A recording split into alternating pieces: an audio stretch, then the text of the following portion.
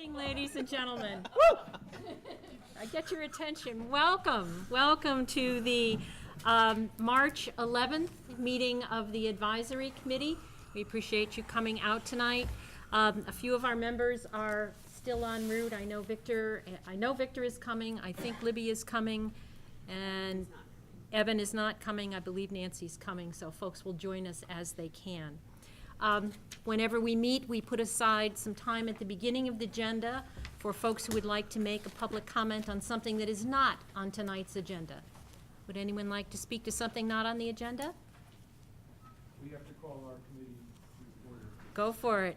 Okay, I call to order the 11th March 2019 meeting of the Water Company Acquisition Study Committee. Board of Selectmen calling to order for 3/11/19. Everybody's in order who needs to be? Good. All right. The first and only other item on our agenda is review of our minutes from March 5th. You got them today in your packets. Anybody have any refinements to suggest? Yes, I'm deleting the last sentence of H. Okay. Eric reminds me that he was here. You know? He was sitting right beside me. That's my bad, Eric. Okay. Thank you for that. That's right. Other refinements? May I have a motion? So moved. Second. All those in favor? Aye. Opposed? Any abstentions? Okay. 1, 2, 3, 4, 5, 6, 7, 8, 10, 11. 11? 11, oh. Okay, also on our agenda tonight were minutes for March 7th, which we are going to defer to our next meeting. So let's turn our attention to the meat of the evening, which is a briefing on the water company acquisition. I thought I'd just sort of set the stage. There have been a number of meetings lately about the water company acquisition at the Selectmen, at the Water Study Acquisition Study Committee, at our own subcommittee. Different members of the advisory committee have been able to attend different meetings or to watch them on Harbor Media. My primary goal tonight is for all of us on the advisory committee to have a presentation together and to get a basic understanding of the questions that will be before us, so that we have at least a shared basis of information. Some of us will be more informed because we've been to other meetings, but I wanted everybody to have a place to start together. The plan for the evening is to begin with a presentation. Then we will move to questions from my colleagues on the advisory committee. And time permitting, we'll then take any questions or comments from folks in the audience. I'd like to be clear that tonight is a briefing, and the advisory committee currently plans to meet next Monday and hold hearings on the various warrant articles that we will be considering. Mother Nature cooperating, please. So there will be another opportunity for in-depth comments a week from tonight. The AdCom's Water Company Subcommittee is continuing its review, and will let us know as they wrap up their deliberations. So with that, I would like to welcome the folks who have joined us at the table and ask whoever's going to kick us off to do so. Thank you very much. Thank you all for the opportunity to come before you tonight. What we'd like to do today, Donna had asked that we try to summarize the work that's really kind of gotten us to this point. And I know, remembering from my AdCom days, when I was the liaison to something, by the time the issue got to the full AdCom, I felt that I could probably do the presentation almost as well as the proponents. So, to the subcommittee, if we miss something, I'm sure you'll jump in and let us know, but we appreciate the opportunity. I'm going to lead off, give a little bit of background. John Asher and Ed Siegfried are going to talk a little bit about the Water Acquisition Study Committee, the process, the conclusions. Karen is going to speak to governance and transition. just in terms of the headlines and the key takeaways for us, what's led the Board of Selectmen to recommend favorable action on these 4 articles? We think acquiring the water company makes fiscal sense now, and that as you look out into the future, it makes even greater fiscal sense. We think it provides the town with a greater ability to protect the watershed. We think it enables us to control the management of our water delivery system, which we think is important. We believe that town ownership allows for greater financial and operational transparency. And one thing we've learned that we've speak to is that most municipalities own their water system. And while Hingham isn't necessarily jumping into things because everybody else is doing it, I think for us what was important about that is we said if all these communities can do that, surely Hingham, with the depth and quality of professional and volunteer talent, is equally up to the task. Just a little bit of background. Our water company was actually incorporated in 1879, and the citizens and the residents that incorporated are some familiar names. Long, Downer, Barnes, Cushing, Hersey were among those who founded the water company. And this was going on all across the Commonwealth at this time. And actually the mechanism to do this was through a special act that was adopted by the Mass General Court, which is also known as our legislature. And while each individual statute might have unique words or unique attributes, pretty much every statute that founded a water company at that time had one important thing, and that was that the legislature recognized that water is an essential municipal service. And so written into every one of these statutes is that the citizens of the municipality have the right at any time to purchase the water company back.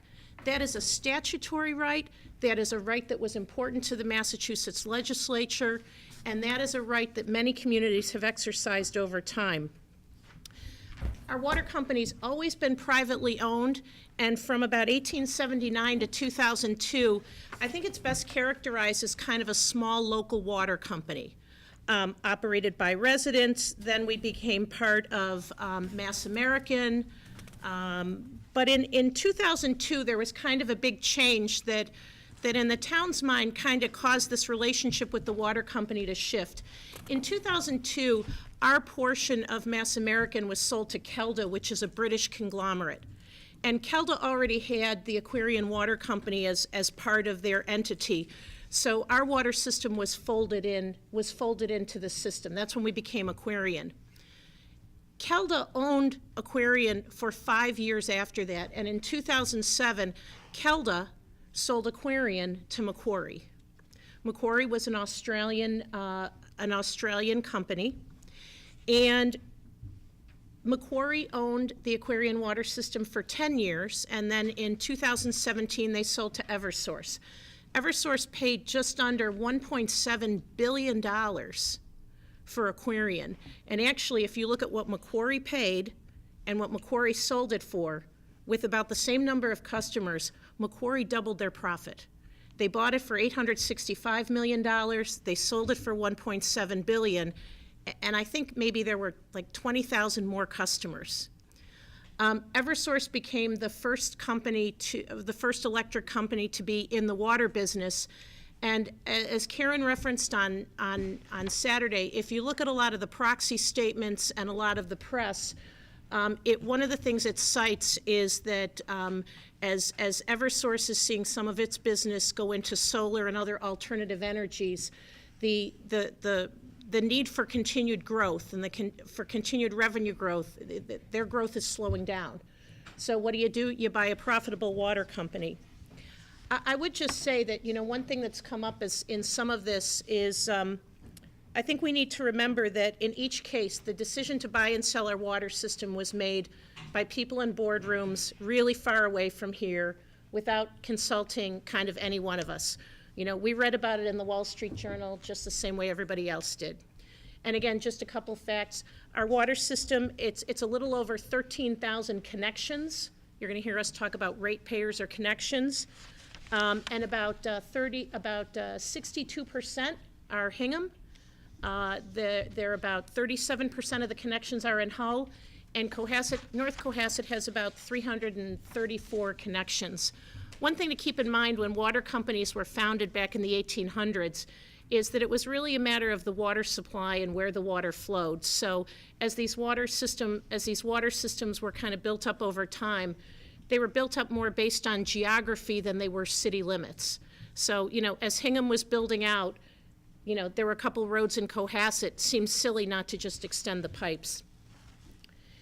In 2012, the feasibility study that brings us here tonight was initiated, and I think it's worth noting that this was not the selectmen trying to be opportunistic. It was really in response, and I would say the culmination of a lot of issues that caused the selectmen at the time to really be concerned about the care and custody of the water system, the coordination between the town, and seeing this phenomenon where despite significant rate increases, the money wasn't getting invested back in the system. In 2012, Hingham had the 5th highest water rates in the state, but at the same time, we had a break-fix water main strategy. If you look at the water main replacement history, in particular from about 2005 to 2012, there were like less than 1,000 feet of water main replaced every year. And just to put that into perspective, the system has 190 miles worth of water mains. So, 1,000 feet. In 2007, there were 0 water mains replaced. And what really brought it to a head, and you can see a picture from a selectmen meeting, was an issue in Union Street that some of you might remember. In 2011, the water main on Union Street broke 6 times. And after the 6th time it broke, Aquarian officials came to see the Board of Selectmen, and the Aquarian officials said that the water main wasn't going to get replaced until 2013 because there wasn't the money available to do it. What he said was, quote, "We inherited an old system whose replacement needs far outstrip the cost to replace it." And the selectmen at the time kind of said, well, tell me a little bit about your capital. How do you figure out your capital budget?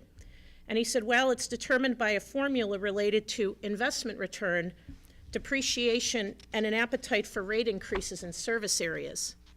So selectmen at the time were kind of a little bit of a quandary. 5th highest rates in the state and not enough money to reinvest into the system. And it was then, as we were looking at our options, and let's remember that this is a monopoly service. So this isn't like your house where you don't like your rates with Comcast, so you call Verizon and see what they can do for you.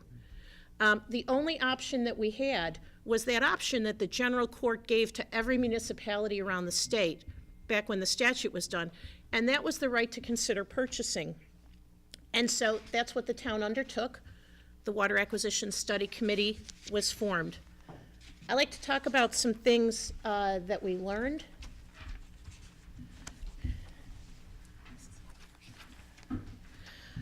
We learned that water companies are profitable. We learned the Department of Public Utilities, the DPU, sets rates. Investors are allowed to earn a return on that, and just to put it in perspective, the most recent rate case allows for a 10.5% annual return. Another thing that we learned is that whether public or private, all the costs of running a water company are paid by the water customers, who we call the ratepayers. We learned that under municipal ownership, there's some costs that go away that don't affect day-to-day service. Federal and state taxes, as an example, or the profit requirement to shareholders, or the costs associated with filing rate cases. A rate case is a long process, and that can be expensive. And we also learned that municipally owned water systems are generally funded through an enterprise fund, which means that there's no direct impact on personal property taxes. And that was something that was pretty important to us. We learned that municipal entities may have higher wage costs due to prevailing wages. And according to the town's expert, Mr. Dondero from Anderson Tax, his assessment was that the impact of those wage costs in our service area are unclear and, in his opinion, likely not material. We also learned that municipal entities have lower borrowing costs, and when you think about that, that's significant both in terms of not just the purchase of the water company, but as you look at ongoing capital investment that would be made with the issuance of debt. the difference in the borrowing costs come into play. We learned that in the first 30 years of ownership, the municipal costs are the highest, and that's because during that time, we're not only paying the cost to operate the system and for capital investment, but we're paying the principal and the interest on the acquisition debt. So if you think about that, and again, think about your own house, in year 31, when the mortgage is paid off, what happens is that a big chunk of the costs pretty much go away. And Ed and John will speak to that a little bit, but that's definitely the case here. A couple other things we learned. We learned that 96% of Massachusetts water systems are run by public agencies. A municipally owned water company, a water district, the MWRA. If you look at that, picture of the state of Massachusetts, everything in white is run by a public agency. The little blue dots are about 20,000 customers that are serviced by Aquarian, which is not just Hingham, Hull, and some homes in North Cohasset, but it's also Oxford and Millbury. And then if you look at the yellow dots, the about 13,000 customers, those are serviced by other privately owned companies. And as Michelle's just flipping that out, I would just mention that if you look on the Department of Public Utilities website and you see the names of those other water systems, it's things like, 400 connections at Pine Hills in Plymouth. It's 122 connections in Whitensville. The only other kind of big community is the town of Milford, and they're actually in the process of purchasing their water system. Thanks, Michelle. We also learned that our water system hasn't been sufficiently maintained. And if you look at the graph on the right, this comes from the DPU rate case. And if you look at those blue bars, they go back to 2005 and go all the way through 2017. And this is the number of linear feet of water mains replaced in our service area. So that's Hingham, Hull, the little bit of North Cohasset. And if you look at that red line that's at the top of the graph, that is actually the standard or the recommendation from one of Aquarian's own commissioned capital studies. They commissioned a capital study that said that about 10,000 feet of water mains should be replaced every year, which is about 1%. And so if you think about that, what we're saying is that all the water mains have a 100-year life.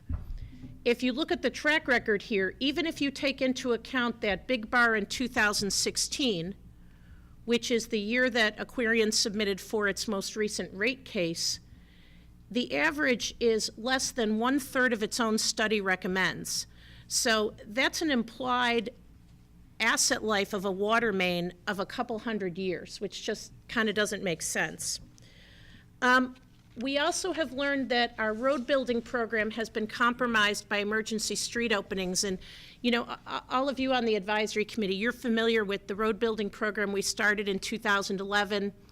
The process we go through to identify roads that need repair or rehabilitation, the fact that our engineering department goes out well a year in advance to kind of say, these are the roads that we're going to do.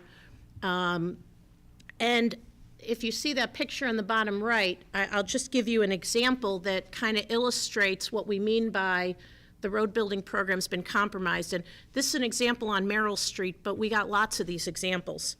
So Merrill Street's 630 feet long, and it has a 2-inch water main, which is one of the more smaller size water mains in the system. And the town keeps records of water main breaks. And according to our records, there were emergency street openings on Merrill Street to repair the water main in 2005, 2009, and 2014. So 3 water mains breaks within 10 years. In 2016, the town wanted to resurface Merrill Street when it was doing a lot of the roads in the Crow Point area. And again, in 2015, the list was put out, and the town is not expecting Aquarian to replace every water main in every street we do. But what we hope is that we can be opportunistic, that if there's a pipe that's had some break history, we take advantage of the road being open, we replace the main, everybody saves a little bit of money. That didn't happen here, and in July of 2018, guess what? It broke again. And this is what the street looks like. We had to cut into it before the 5-year moratorium, and if Roger Fernandez was here, he would remind us all that anytime you cut into a road, its structural integrity is compromised.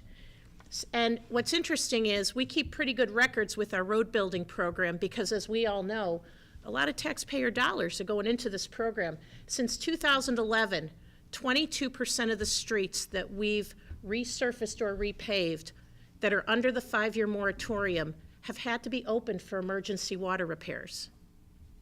22%, almost 1 in 4. And again, if you look at that blue bar, if you look at that bar graph that's up above, you know, I would just say that if those bars were up at 10,000 feet, I'd maybe be a little bit more forgiving of that.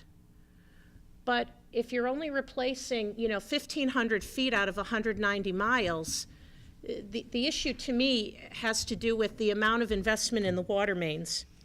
And I would also just add that, you know, in the recent rate case, this is something that, as Attorney Ryan would say, during the rate case, there was a lot of pushing and shoving on this. And the DPU, I think, tried to respond to some of the town's concerns about this coordination. And so in the DPU order, they kind of said, you know, you guys got to talk about this stuff, you guys got to share information, you know, you guys got to coordinate. So that process actually just happened, and it was kind of interesting. So the town met with Aquarian twice in like the February timeframe, and we got a list of water main projects. And then it was a week ago Friday, or maybe it was last Friday, Aquarian filed the necessary filings with the DPU. And so we look at all the streets and we're like, they don't match. And in fact, 41% of the water main projects that Aquarian submitted to the DPU were never discussed during our coordination meeting.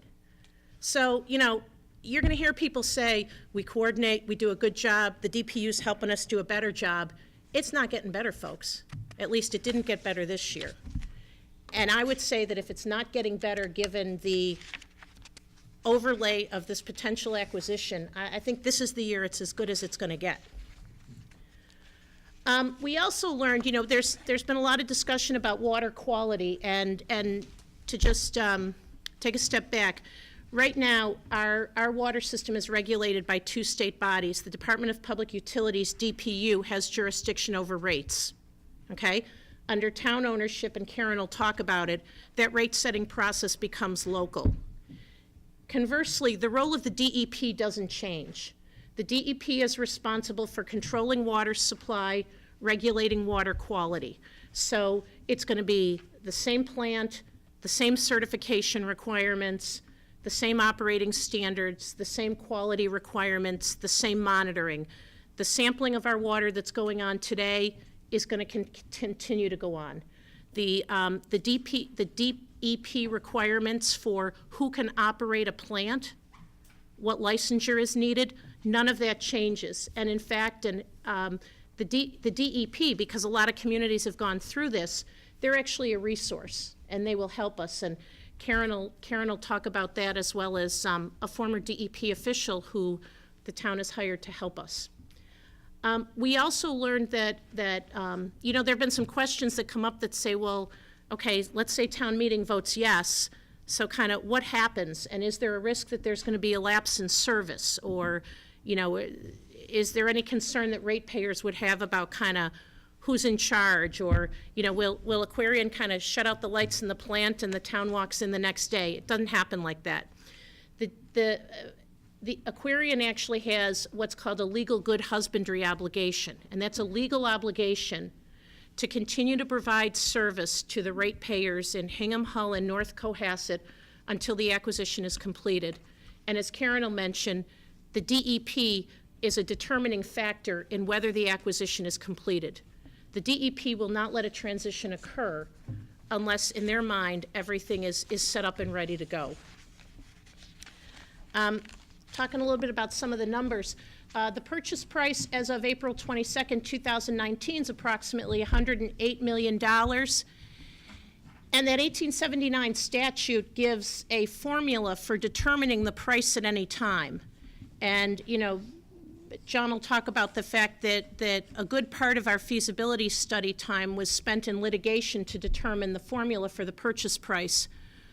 The court not only ruled on a price, but also on the calculation of future price, so that this ruling can go into perpetuity. And the purchase price increases by about $3 to $4 million a year. So just to put that in perspective, 2019, the purchase price is about $108 million. 5 years from now, it would be $123 to $128 million.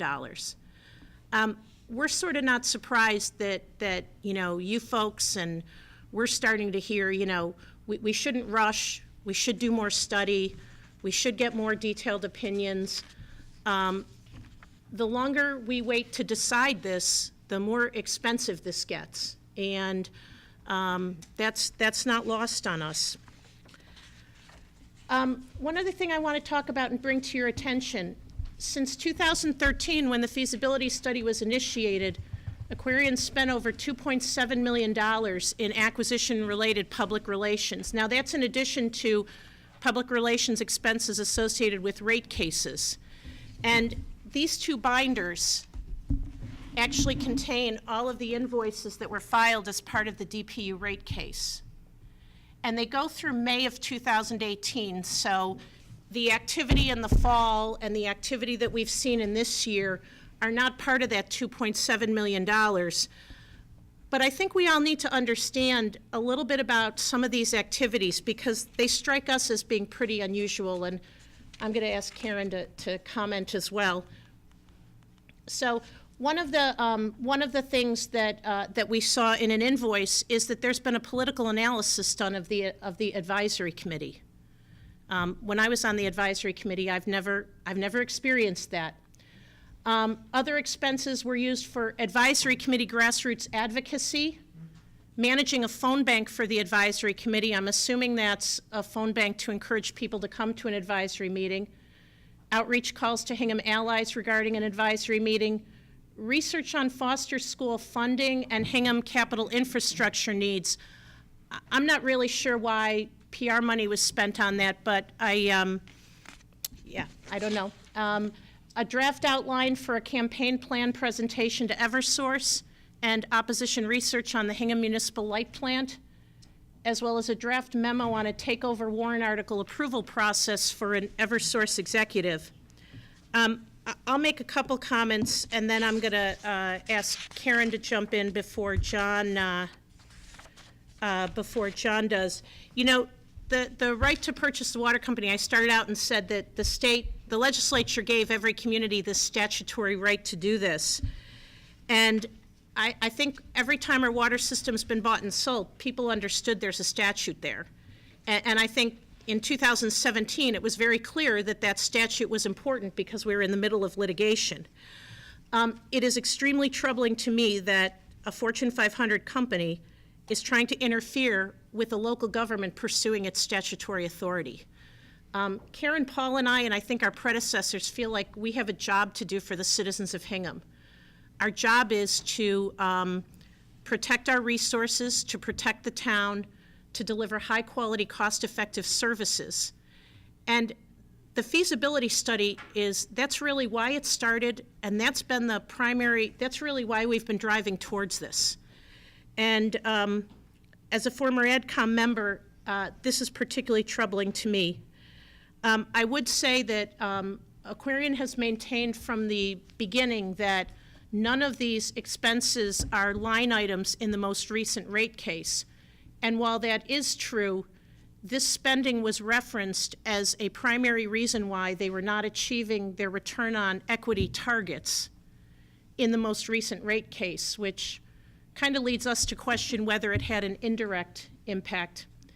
Did you want to say anything? Yeah, you know, I like all of you, I think, around this table, I think one of my greatest honors was to be asked to serve for 6 years as a member of the advisory committee.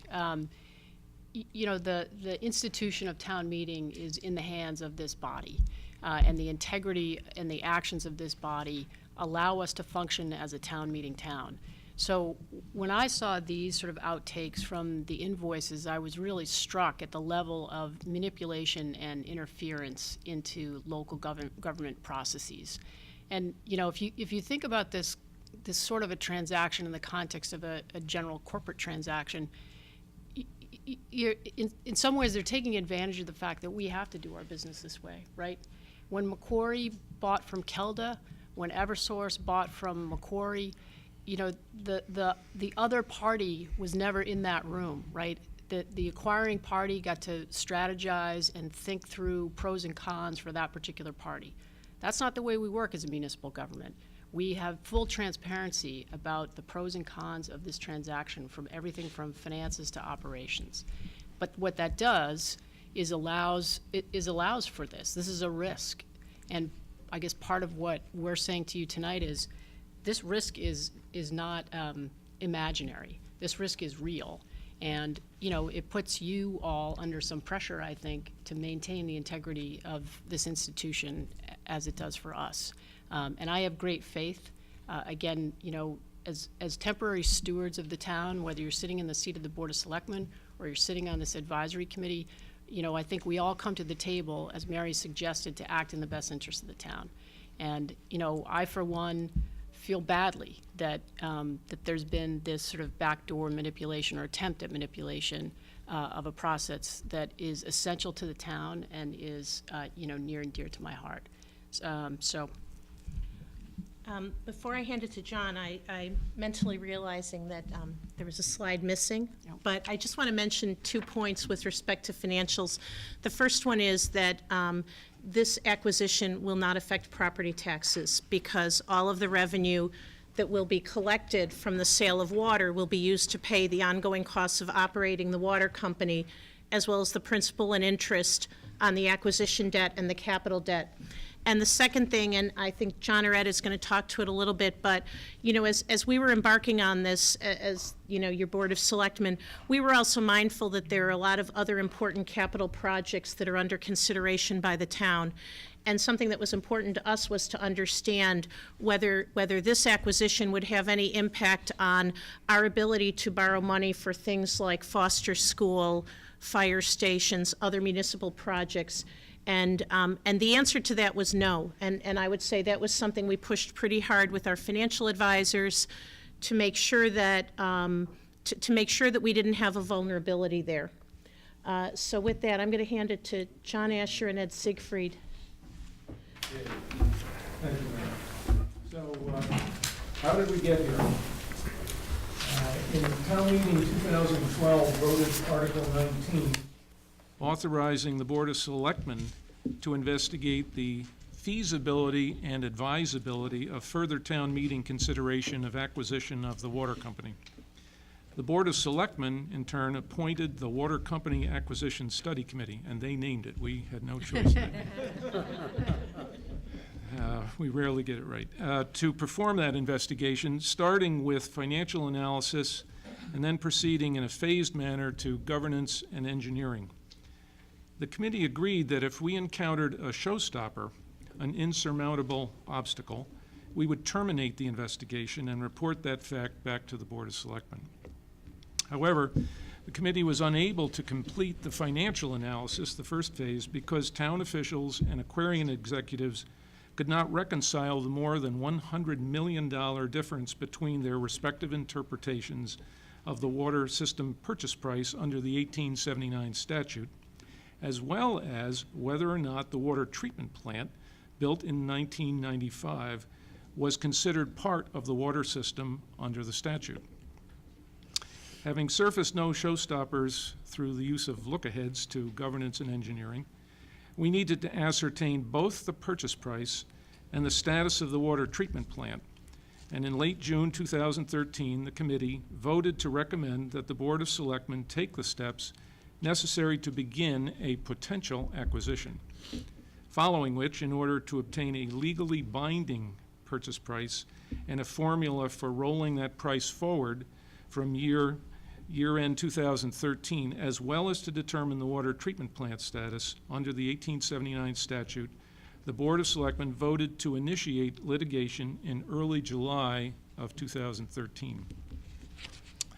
As Mary stated, the litigation was long-running, roughly about 4.5 years, as you can see, from about September 2013 through March of last year, 2018, from the Superior Court through the Appeals Court up to the Supreme Judicial Court, the highest court in the Commonwealth. The Superior Court issued its final judgment in April of 2016, ruling that the water system purchase price as of year-end 2013 was approximately $88.6 million, and that the water treatment plant was indeed part of the water system under the 1879 statute, a position that Aquarian had disputed. Both the town and Aquarian appealed the Superior Court decision. The appeal court affirmed the Superior Court rulings in November of 2017, and the Supreme Judicial Court declined to conduct a further appellate review this past March of 2018. As of year-end 2017, the rolled forward purchase price conveyed to us by Aquarian and agreed to by the town is $103,022,826. The estimate of that purchase price rolled forward to town meeting 2019, as Mary stated, is $107,837,567. With the conclusion of the litigation, or concurrent with it, in April of 2017, concurrent with the appeal court process, Aquarian filed for a 14.7% rate increase with the Department of Public Utilities, the DPU. The DPU issued its rate case order on the last day of this past October 31st, following which the Board of Selectmen directed Hingham Town Administrator Tom Mayo to arrange for external third-party expert reviews of the town's financial model, which you'll hear more about from Ed in just a few minutes. A principal from Barry Dunn, a firm specializing in the regulated utility industry, and the managing director of Anderson Tax's valuation practice in Boston presented their respective findings at a joint meeting of the Board of Selectmen, the Water Company Acquisition Study Committee, and this advisory committee in this hearing room on January 10th. On December 11th of last year, anticipating a near-term completion of the expert reviews, the Board of Selectmen charged our committee to review available information related to potential purchase of the water system and to report back with a recommendation.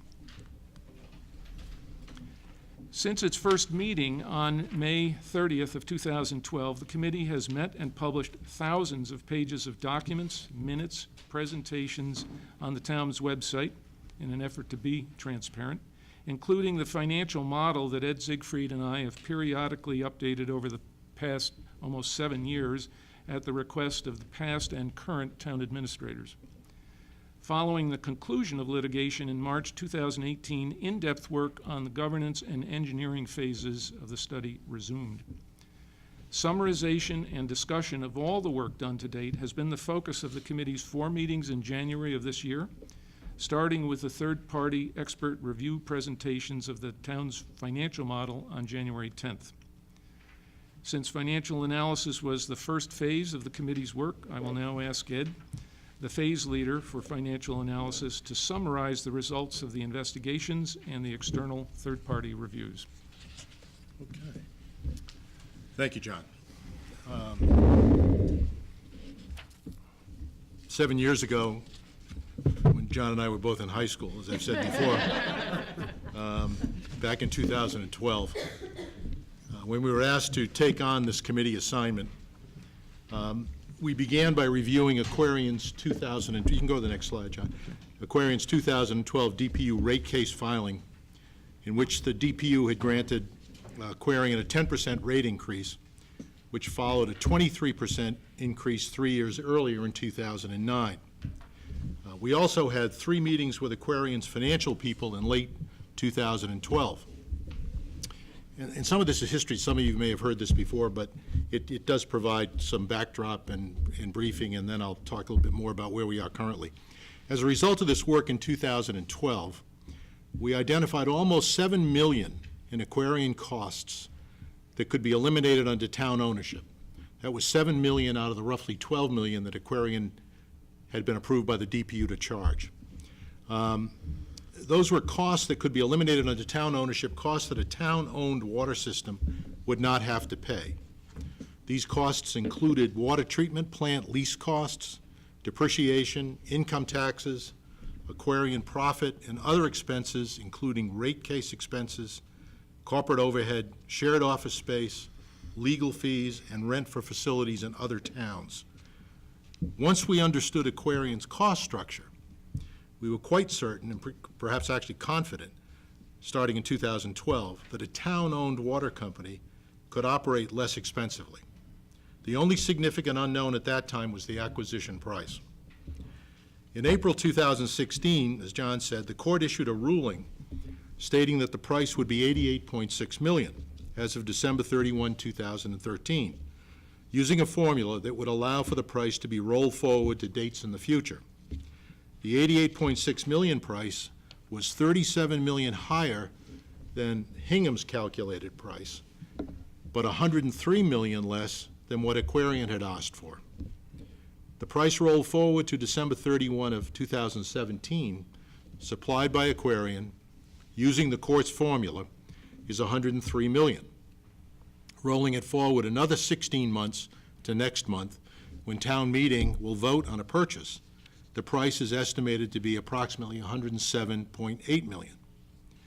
In April 2017, Aquarian filed for a 14.7% rate increase for Hingham, Hull, and a portion of Cohasset, known as Service Area A. In December of 2017, Eversource Energy acquired all of Aquarian for $1.675 billion.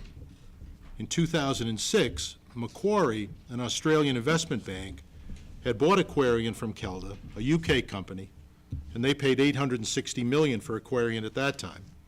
Then 11 years later, Macquarie sold it for $1.675 billion to Eversource, almost double what Macquarie had paid, and also made Eversource the only US-based energy company to also own a water company.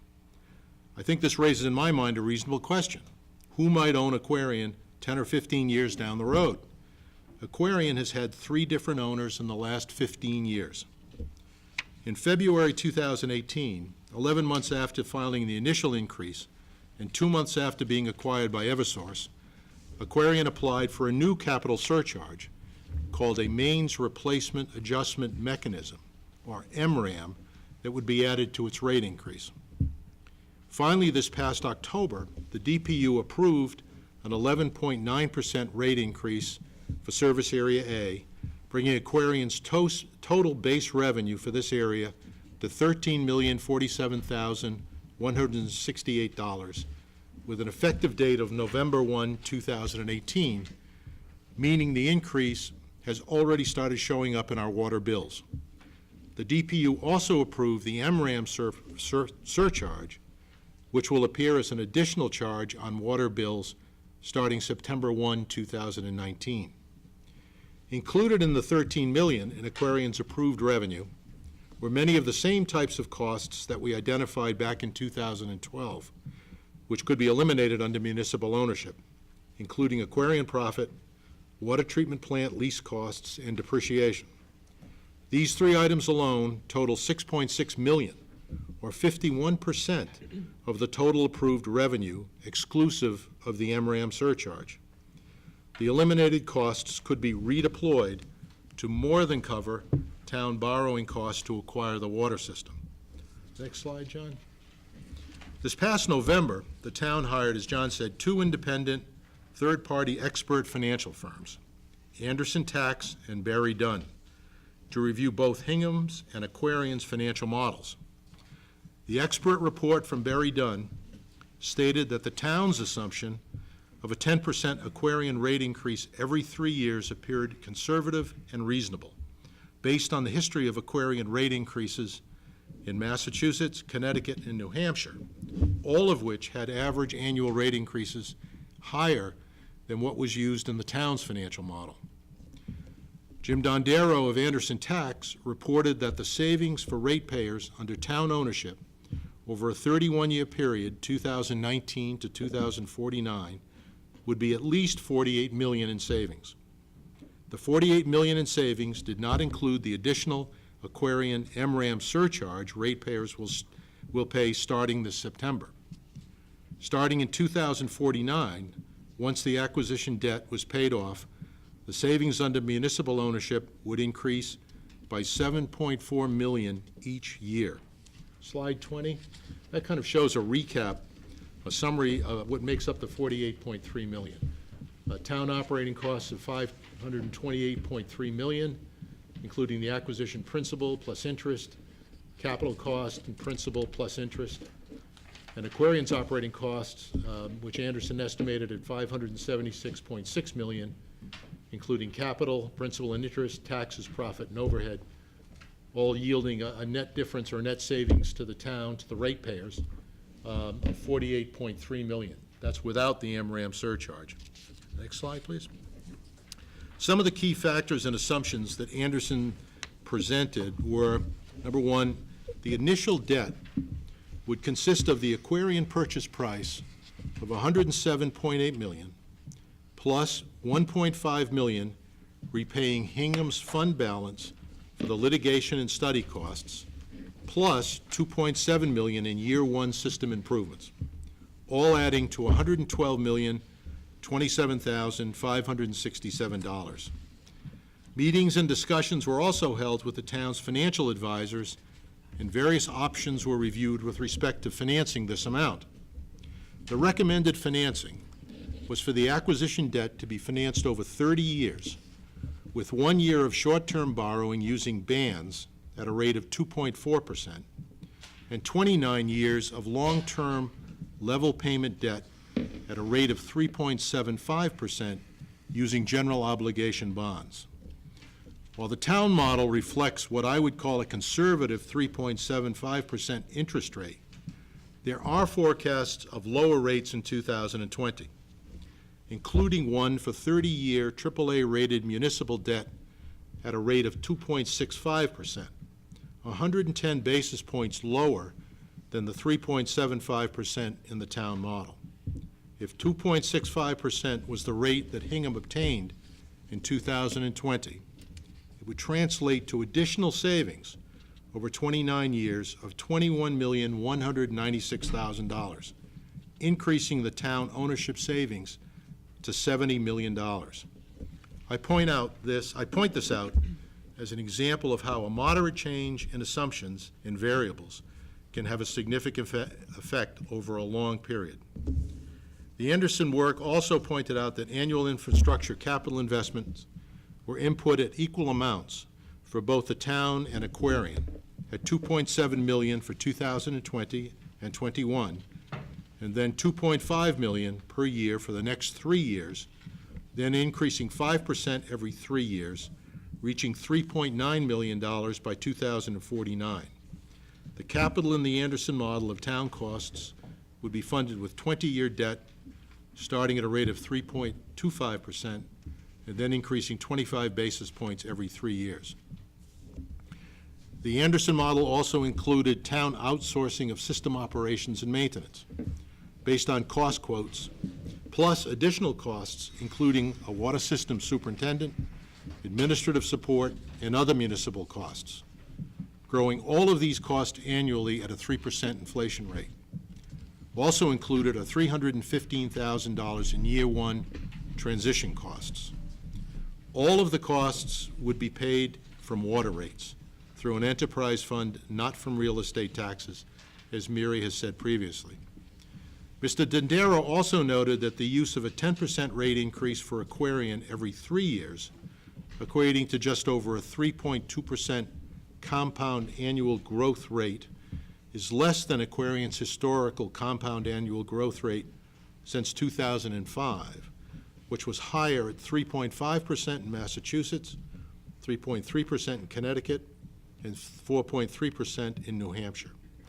Over a 10-year period, Aquarian's average annual rate increases have been 4.1% in Mass, 3.74% in Connecticut, and 5.25% in New Hampshire, not including the capital surcharge.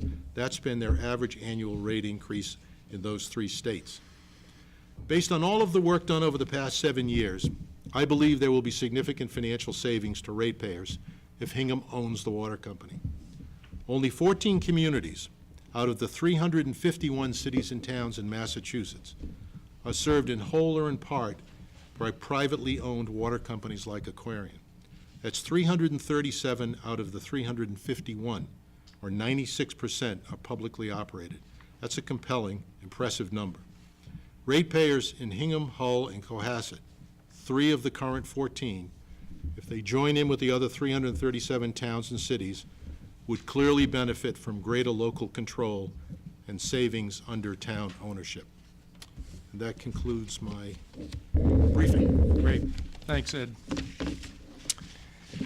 Early on in the committee's work, members agreed that the committee would only consider a purchase to be financially feasible and advisable if 4 criteria were met. First, that any borrowing by the town to finance the acquisition would not in and of itself necessitate an increase in ratepayer rates. That the acquisition would, in that sense, be what we called rate transparent.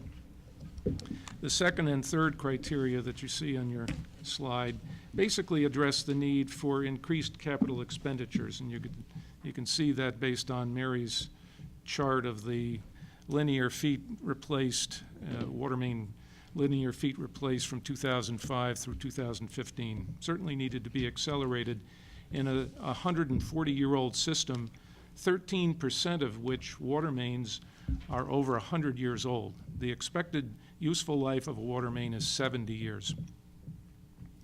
So 13%, 30 years beyond the expected useful life.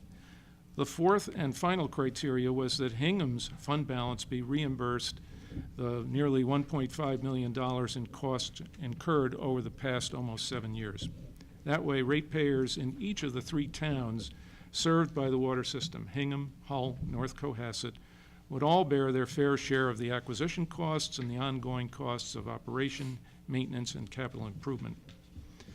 Both modeling approaches, the towns and Anderson taxes, confirmed that our committee's 4 financial feasibility criteria have been met and actually exceeded. Regarding the Aquarian rate increase effective this past November, as you can see, Aquarian's average residential water system bill for service area A, and now I'm using the results of the Tie and Bond 2017 study. That's a firm that does that survey every year, was $730 per year. That is 23% higher than the average residential water bill in the Commonwealth. The actual increase for residential customers was 12.56%. That's what we're seeing in the bills we're now receiving. And that will increase the average ratepayer bill to $822 a year. But as Ed mentioned, the DPU approved the amended Aquarian rate case to incorporate the MRAM, Mains Replacement Adjustment Mechanism, a capital surcharge that will be applied to bills annually. And they will start on September 1st of this year. The cap that was approved by the DPU was 2%. That's not 2% of your bill, that's 2% using the total base revenue Aquarian secures from sale of water, but just think 2%. Aquarian has already filed a motion for reconsideration to increase that to 3%. So with the MRAM, the annual average bill will increase to $857 a year if the DPU approves Aquarian's motion for reconsideration. In 3 years, the average bill will move from $730 as of October 31st of last year to $875, just under 20%. And that growth is without any assumption of Aquarian's next rate case filing. Were the town to vote to acquire the water system, there are some significant differences from continued Aquarian ownership. First, there would be no property tax impact, as Ed has said, since acquisition, operation, maintenance, and capital improvement would all be funded by ratepayers. Second, the acquisition borrowing would repay the almost $5 million that Hingham taxpayers have expended since 2012 for the study, the litigation, and the post-litigation activity. For ratepayers in Hingham, Hull, and North Cohasset, two different models have demonstrated that significant savings would result over the 30-year life of the acquisition borrowing, and those savings would grow to over $100 million 7 years after the acquisition borrowing is paid off in 2048. Finally, as we heard from the Anderson tax expert on January 10th, increased capital investment would be accomplished without Aquarian's 2% or 3% annual MRAM capital surcharge, yielding additional savings for ratepayers over and above those cited by Ed if the town were to go to borrow now using the 2.65 borrowing rate. So that's it for financial analysis. I will now pass the clicker to Karen. Use it carefully. Who will take you through governance and transition. All right, fantastic. Thanks, John. You know, and I'd just like to say thanks to all of you. I know that this is the thick of your process. It's exhausting. You know, you start out in the fall and you think this isn't so bad, and then and then you hit these weeks where, you know, many of you I've seen in town hall day in and day out.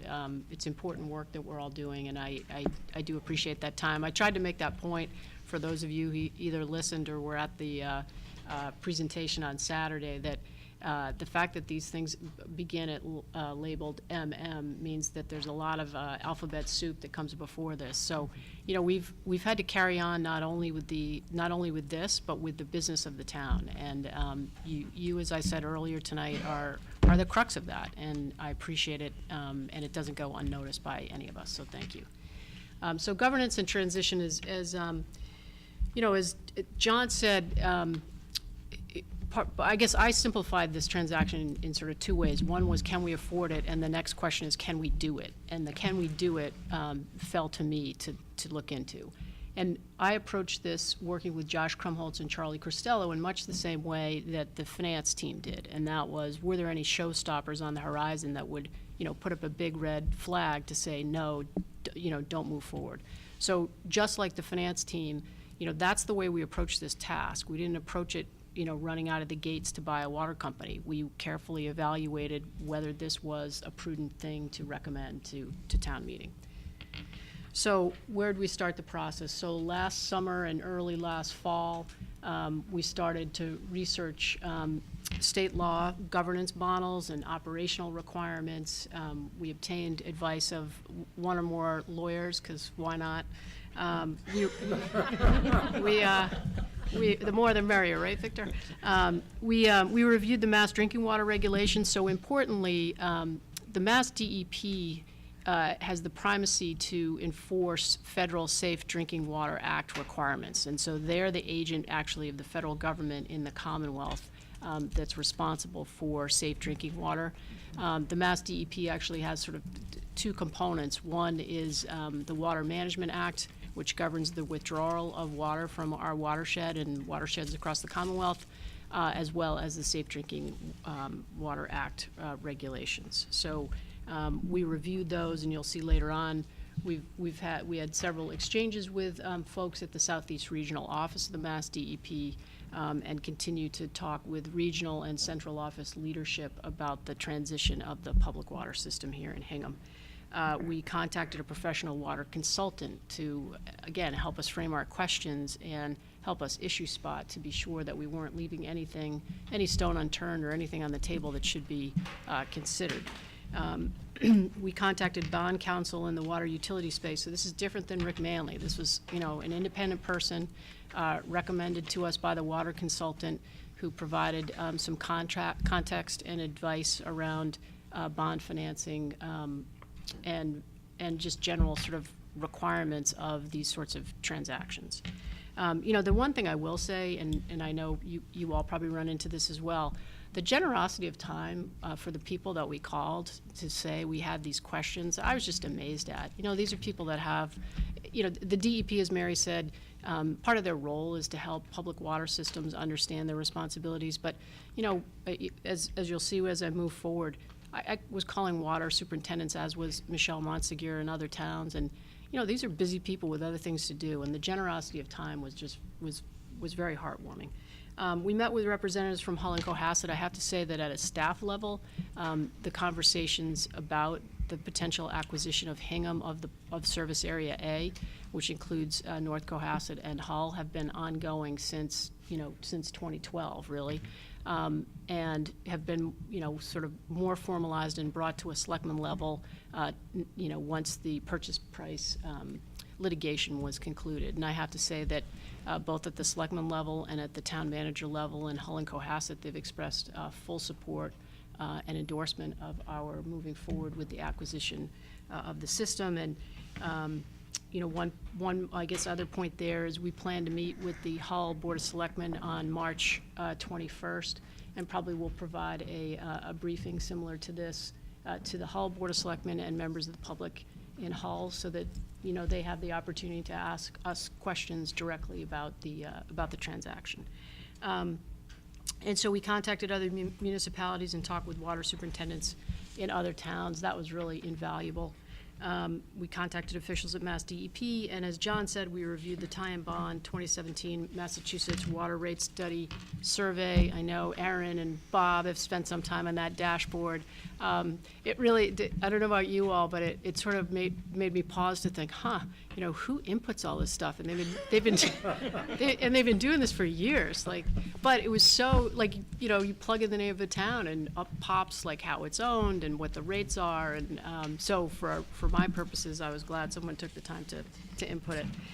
So so we have all this information, right? So what do you do next? So we tried to find a framework to then process this governance information. And so the way we started out was to say, well, who's like us in this picture? So, you heard Ed talk about the 350-something cities and towns in the Commonwealth. We tried to narrow that scope to be able to get our arms around, well, how do other towns do it? So it was a benchmarking exercise, and part of what we had to start out with was, well, where do we draw the lines for a benchmark? So Hingham, we learned, is one of 41 cities and towns in the Commonwealth with a medium-sized water system. We have about 13,000 connections. I think medium-sized water systems range anywhere from 10,000 to 25,000 connections or ratepayers. We found out that every municipality in this cohort except Hingham runs its water system as a department of the municipality. Except in two cases, there are water districts. Both of those water districts are on the Cape, which, as Tom Mayo will tell you, is not uncommon on the Cape. So Centerville, Osterville, Marston Mills is a water district, as is Dennis and West Dennis. And they have either elected or appointed water commissioners from each community that come together. In the case of COM, which is Centerville, Osterville, they actually have a common fire district as well that's under common control and ownership. But other than that, it's the DPW in these towns runs the water. Because the key, as Mary said, is the licensure requirements for the folks who run the water. So if you're employing the people with the technical skills to run the water, you can run the water. And that's what these other municipalities do every single day. So we're the only system in our cohort operated by a for-profit company. So we're the outlier. As Mary said, we don't necessarily have to jump in the pool just because everybody else is in the pool, but it sort of makes you wonder, well, what are we missing if we're the only one that's outside, this system? And, the other thing, one of the unique facets, I think, of our service area A, right, is that we include North Cohasset and Hull. And one of the things I found out, and Michelle helped me with this, was most all cities and towns, we looked at this 41 city and town cohort, either get water from or provide water to another town, including direct customer service in other towns and the maintenance of pipes in other towns. Now, the obvious question is, okay, but to the magnitude of, a third of the system? No. But I think, I had a couple of sort of reactions to that. One was, does the addition of those Hull customers create this like Uber system that's going to be so cumbersome that we can't manage it? And I'd say no, because we're still a medium-sized water company, and even in the medium-sized water company designation, we're at the low end of that spectrum. So the ability to handle, I guess what I'm saying is the ability of us to be able to handle 13,000 connections, I think is within our capability. And I think that's it on that page. Oops, okay. Sorry, I didn't click ahead. I can't, unlike John and Mary, I can't do two things at the same time. So, I'll just highlight these, the graphics on the right came from the tie and bond dashboard. So if you put in, if you care to go there, if you go to the tie and bond dashboard, you can sort by communities of similar size to us, and that's the slide that's going to pop up. And you might note that it's also got that rate dial, and what that shows you is we're at the high end of the range for the 41 cities and towns in this cohort. And I think when I calculated it, we're the sixth highest, we have the sixth highest rates of these 41 cities and towns. Okay. So of the 38 cities and towns in the 41 town cohort, except Hingham, govern their water systems through their executive branch of government, either their mayor or their board of selectmen. And as I pointed out, two water districts elect commissioners. So who are these municipalities? So that was the next question. Like, okay, well, if all these other municipalities can run their water and they govern their water through their board of selectmen, are they uniquely positioned to take on this responsibility in a way that Hingham is not?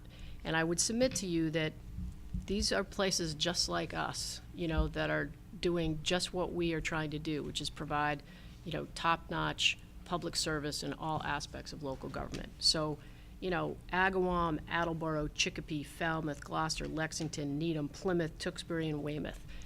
These towns are running the water as part of their municipal services through their DPW, and their board of selectmen or their mayor are the water commissioners. They're the ones that have the ultimate authority over the system and the authority to set rates. And then I guess the other sort of level of comfort I derive from the structure that we have proposed, and that is, so the towns that run their water directly, and let's leave out towns that are supplied by MWRA for water treatment. But for towns that run their water directly and run their water treatment directly, they have sort of one level of expertise. It's the people that they've hired on the ground, they're running the show. In our case, the structure that we're positing would have two levels of technical expertise. We would hire a fully licensed water superintendent who would comply with DEP licensure requirements, and we'd hire a licensed water operating company. So, why do you want to do that? Is that belt and suspenders? I don't think so, because I think we want somebody who's our employee, who's responsible to us, that can talk the talk of the technicalities of running a water system. So that's why we did that. So here's the day one structure. So I guess that was the other thing Charlie, Josh, and I ended up focusing on, right? And you probably gone through this exercise too. You start out with a lot of information and then you begin to narrow in. And so that's where we were. We thought there's all sorts of possibilities, all sorts of ways that you might decide to structure this water system. But what works best for day one? If town meeting votes on April 22nd to buy the water company, how do we govern it on that day? And so what we suggest to you would be the most efficient way to handle that issue would be to have the Board of Selectmen serve as water commissioners. And then you can sort of see how the organizational chart flows from there. The water superintendent would report to the town administrator. We think that's very important in terms of chain of command and full professional supervision of the water supervisor. The water superintendent would work with the water system operator. The water system operator, in turn, would coordinate the various specialties that we may need for capital vendors. The two boxes to the side, I think, are equally important as all the little boxes in the middle. We thought it was very important to institutionalize a citizen voice. And we, in particular, felt it was important to institutionalize a citizen voice from Hull and Cohasset. If you caught my first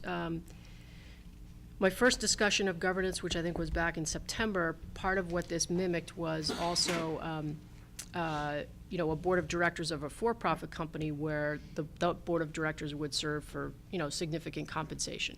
These folks are there to be the eyes and ears and voice of the citizenry. They'd be the first stop for citizen complaints. They'd have direct access to the water superintendent as well as the Board of Selectmen. And then for those of you who have been listening ad nauseum to my presentation over time, you'll note a little change here because we've heard folks. I think folks have expressed very legitimate concerns, and something that I think I had thought we would do all along and just didn't articulate it very well, and that is this was always meant to be a day one governance structure. So as I said to you, there are a number of ways that we might want to govern for the long haul. That could include under Special Statute 40N, it could include a combined water and sewer commissioners. We might want to combine with the light plant. We might want to combine with water, sewer, and light and have like a utilities commission. We might want to elect our water commissioners. We might want to institute the Board of Selectmen as water commissioners with a technically expert advisory board, which is the way in a lot of cities how the mayors handle their water function. But that, I think, as we plan for this for the long term, deserves some careful consideration. And I think was beyond, kind of a day one model, which I actually think works on day one, but may not be the best model for the long haul. So the sort of tweak we've made is to call the transition committee the Transition and Evaluation Committee. We've added appointments by the moderator.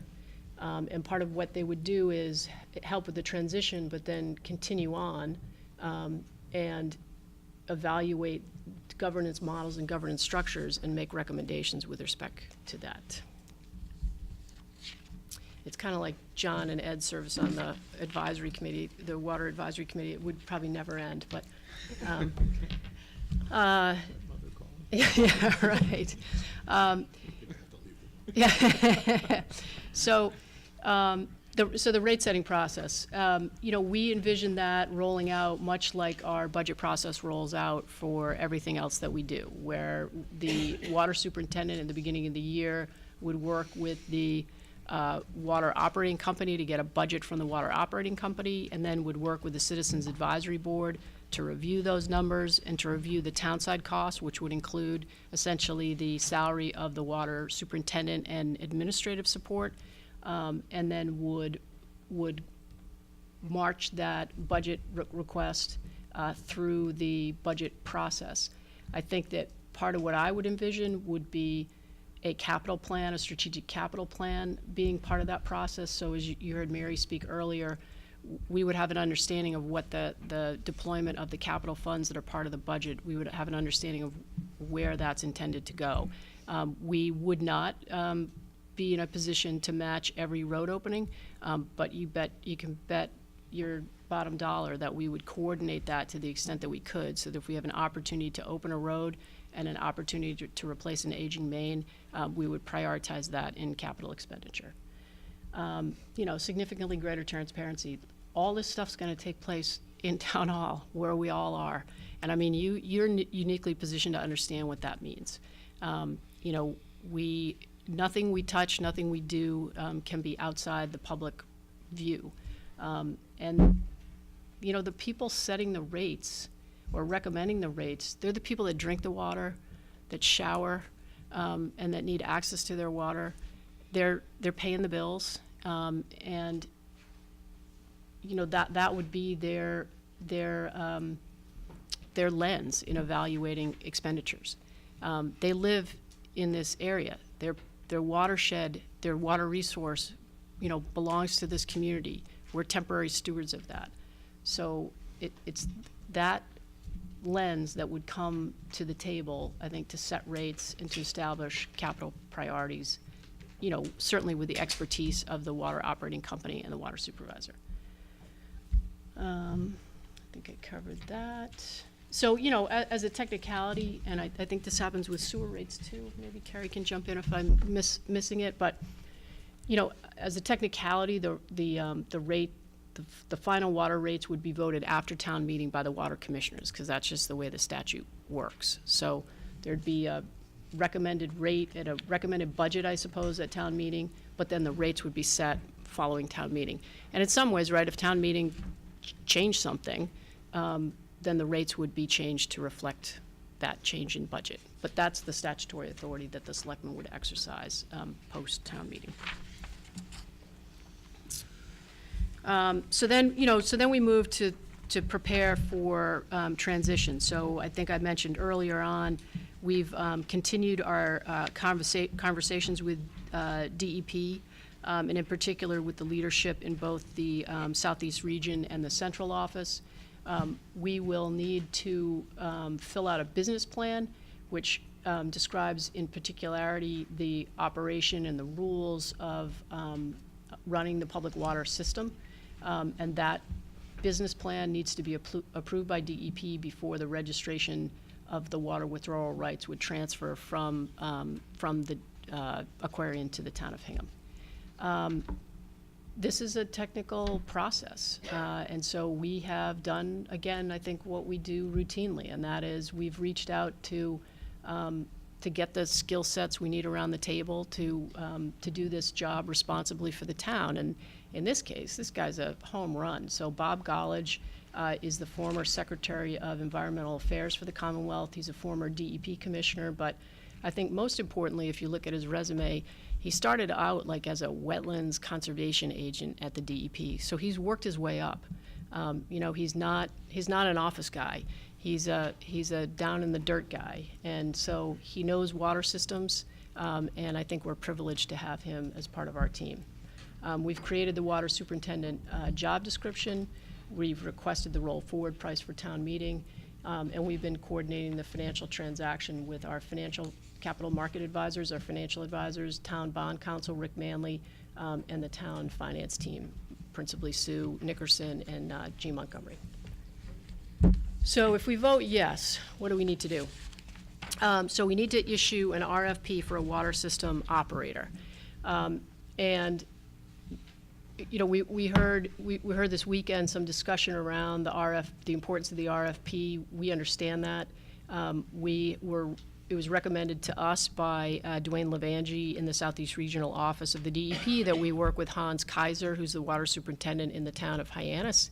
And what Dwayne said to us was Hans's RFP is the gold standard in contracting with an outside contractor. Hyannis uses Suez water. So we have a copy of that, and we would intend to, distill from that the particulars that are relevant to Hingham, and to work with Bob Gollage to develop, whatever else we need to meet the needs of Hingham and the particular water treatment plant needs that we have in Hingham. We would move to hire a water superintendent, and then we do what we do in all other capital acquisitions. We begin to work with bond counsel and G. Montgomery and capital market advisors to get our offering statement together. And we would establish with the moderator, the transition committee, and the citizens advisory board. And we would work with Hull and Cohasset to identify citizens to serve on that with our folks here in Hingham. Mary mentioned the good husbandry obligation to provide us with a going concern at the time of actual transfer. And then, we will need to work with the DEP to complete the regulatory transition in keeping with their rules and regulations. So, you've seen this process unfold. As John said, we wouldn't be sitting before you tonight if the Water Company Acquisition Study Committee had found any issues that they considered to be showstoppers. And instead, that committee recommended to us that the town exercise its statutory rights to purchase the water system serving Hingham, Hull, and North Cohasset. That was a unanimous vote. And then the Board of Selectmen has unanimously recommended the warrant articles that come to you, and then your process takes off, right? So, and all the subcommittee can speak to this better than I can, since I know you've divided this up and you've been concentrating on it. But there are 4 warrant articles that town meeting will be asked consider. The first one is the approval of the purchase of the water company, and that requires a 2/3 vote. The next would be to authorize the Board of Selectmen to act as water commissioners. That requires a majority vote. I know that folks have said, well, what if that fails, if the purchase price goes through and fails? The Board of Selectmen actually, again, Carrie, protect me from myself, but the Board of Selectmen actually didn't need to ask for this warrant article, because the Board of Selectmen, like the Board of Selectmen in other communities, could actually run the water company as part of its executive authority. We're the executive branch of government, and we have responsibility to run the assets of the town and protect the assets of the town, and we could do that without being authorized specifically under the statute to act as water commissioners. We felt like we wanted to be crystal clear about who was in charge of the water operation, and so that's why we're asking town meeting to consider this direct appointment. If NN goes down, however, it doesn't mean that there's nobody left, running the show. The Board of Selectmen will be in charge of the water company until we can come up with a different governance structure that town meeting would approve. We would establish a water system enterprise fund. I think this is, critical to this whole operation, working the way it should.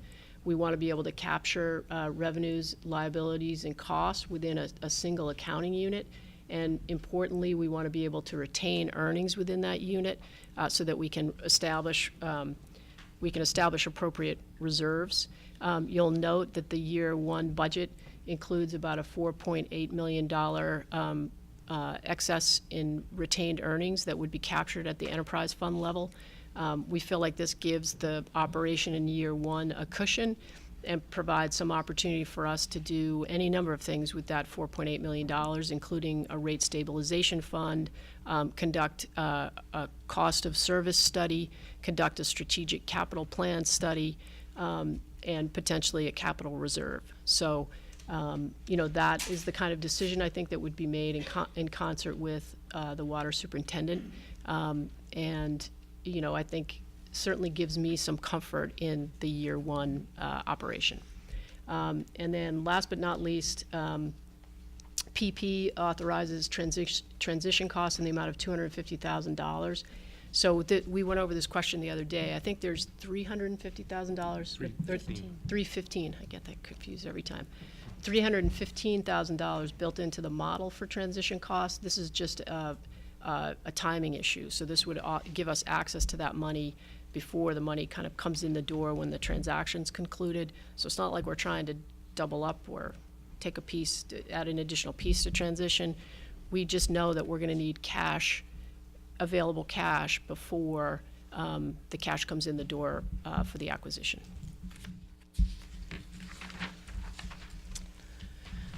So as Mary said, where we come out on it is, and John and Ed have just done and the whole committee has just done an unbelievable job in pulling together the financial data that can give us the confidence to say we can afford this. And not only can we afford it today, not only does it make sense today, it makes even greater fiscal sense in the future when our mortgage is paid off.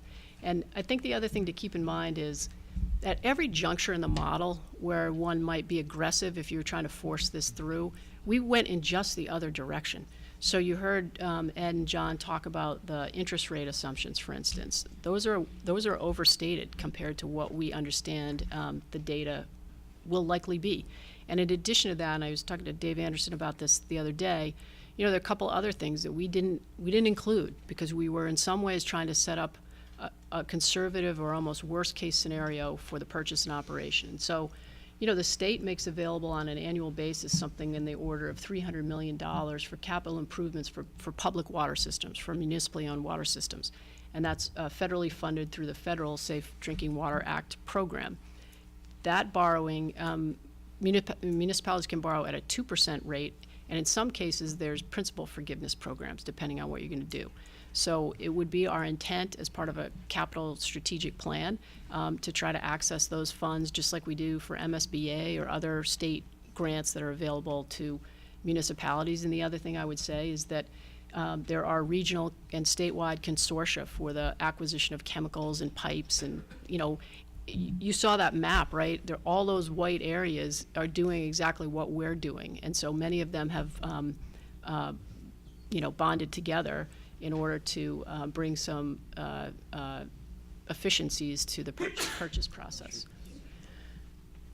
Provide greater ability to protect the watershed. Again, it lines us up for an opportunity to participate in a state grant program that would provide funding for the acquisition of land to protect the watershed. This town, if it's done nothing else, has made an enormous commitment to open space and watershed protection on the order of about $9 million through the CPC. You may have heard the other day Charlie Berry talk about a particular purchase where he was looking for Aquarian to partner with us to, kick some money in so that, we could buy land to protect the watershed, and the answer to that was no. So we would, control our destiny, and the other thing I think it does is allow us under one roof to coordinate with the Board of Health and the Conservation Commission. Paul spoke about the Planning Board. This becomes part of our town-wide priority. It enables us to control the management of our water delivery system. It by definition provides for greater transparency and local control and local transparency. And again, I kind of come back to that list I was ticking off before. I didn't see anything in the profiles of the other municipalities that do this that would cause me to think that we can't do it. And as a matter of fact, with the caliber of volunteer talent and professional talent that we have in this town, I feel very confident we can do it. So, thank you for your attention. Turn it off. Oh, Well, you did a good job. I know.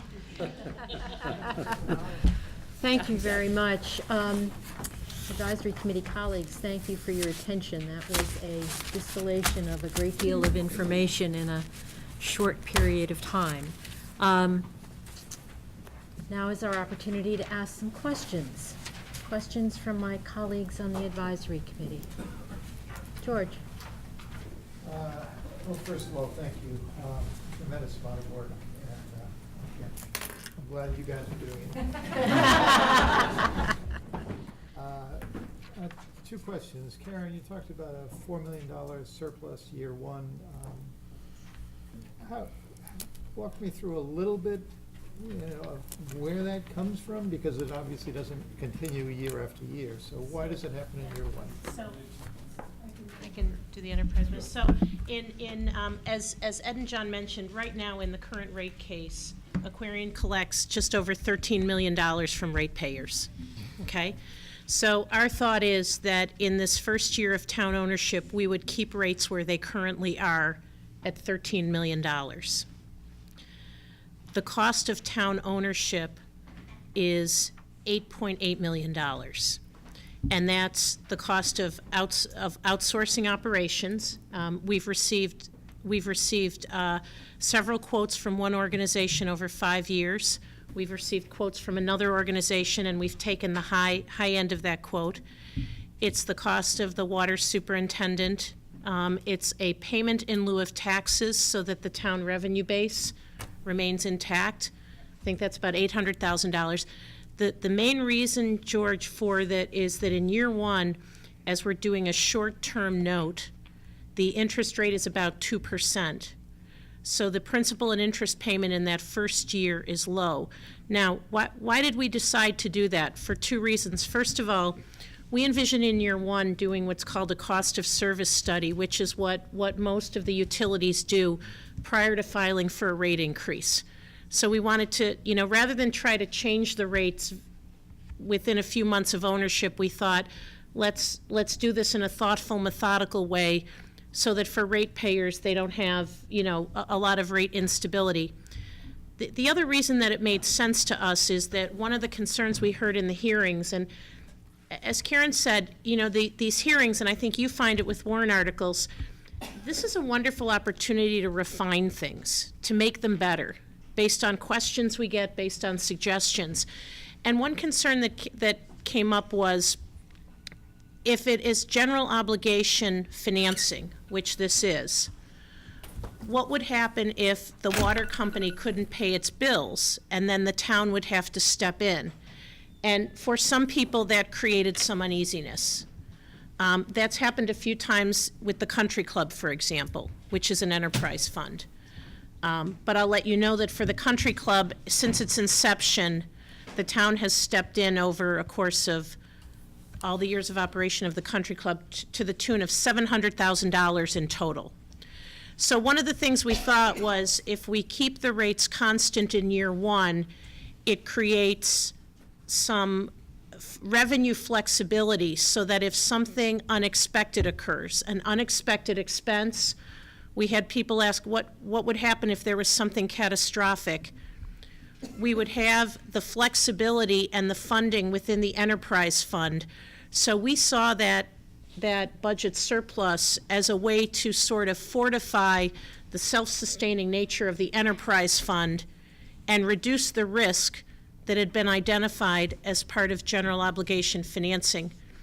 And just if I may, to close the loop on the financing, because it has come up, as Ed said, we looked at different methods of financing, and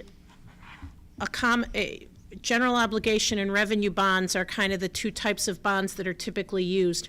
Revenue bonds typically carry a higher rate, according to capital markets, about 25 basis points. But more importantly, if an enterprise fund starts to issue revenue bonds as financing, the bond rating is ascribed to that entity itself.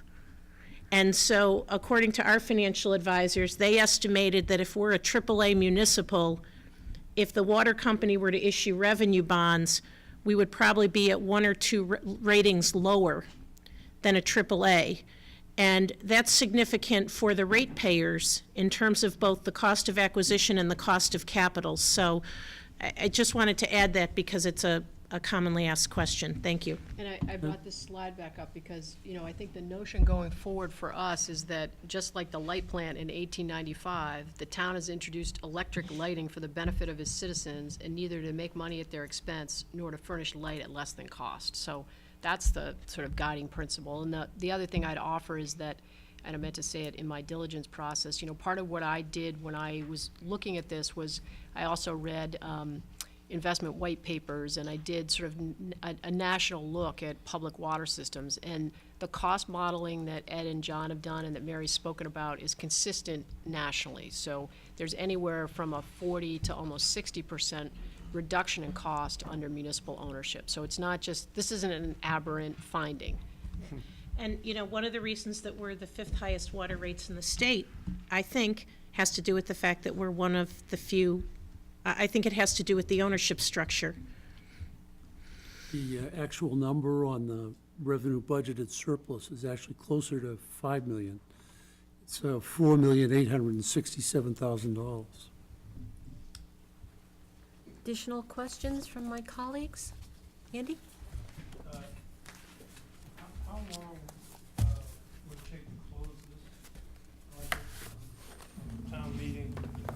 And during that transition period, who enforces the good husbandry obligations? And can you put people into the aquarium space to see what's going on?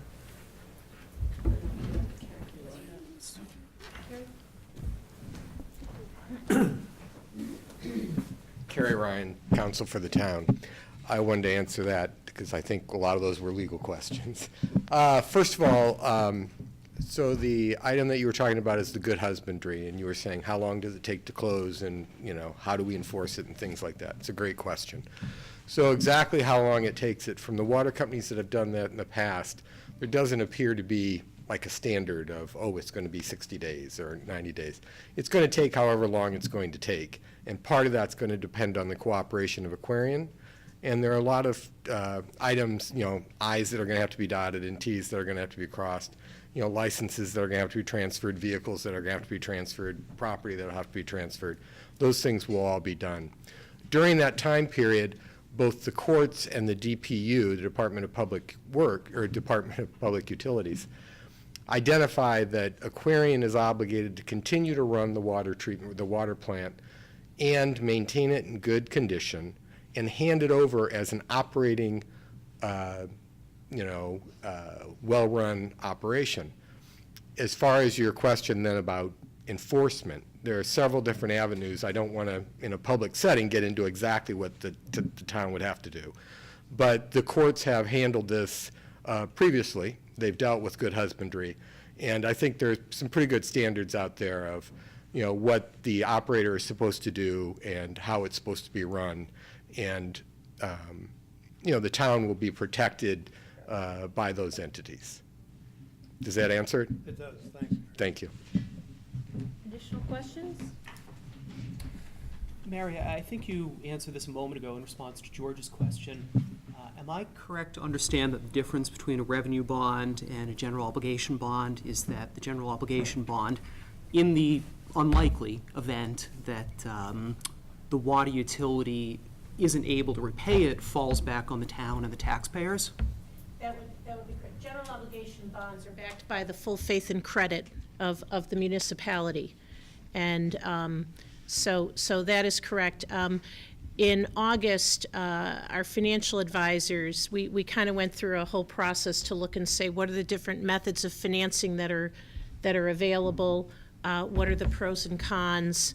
What considerations are there? And again, as we looked at it, our primary focus was what is in the ratepayers' best interest? All 13,000 ratepayers. Hull residents, Cohasset residents will have the benefit of Hingham's AAA rating.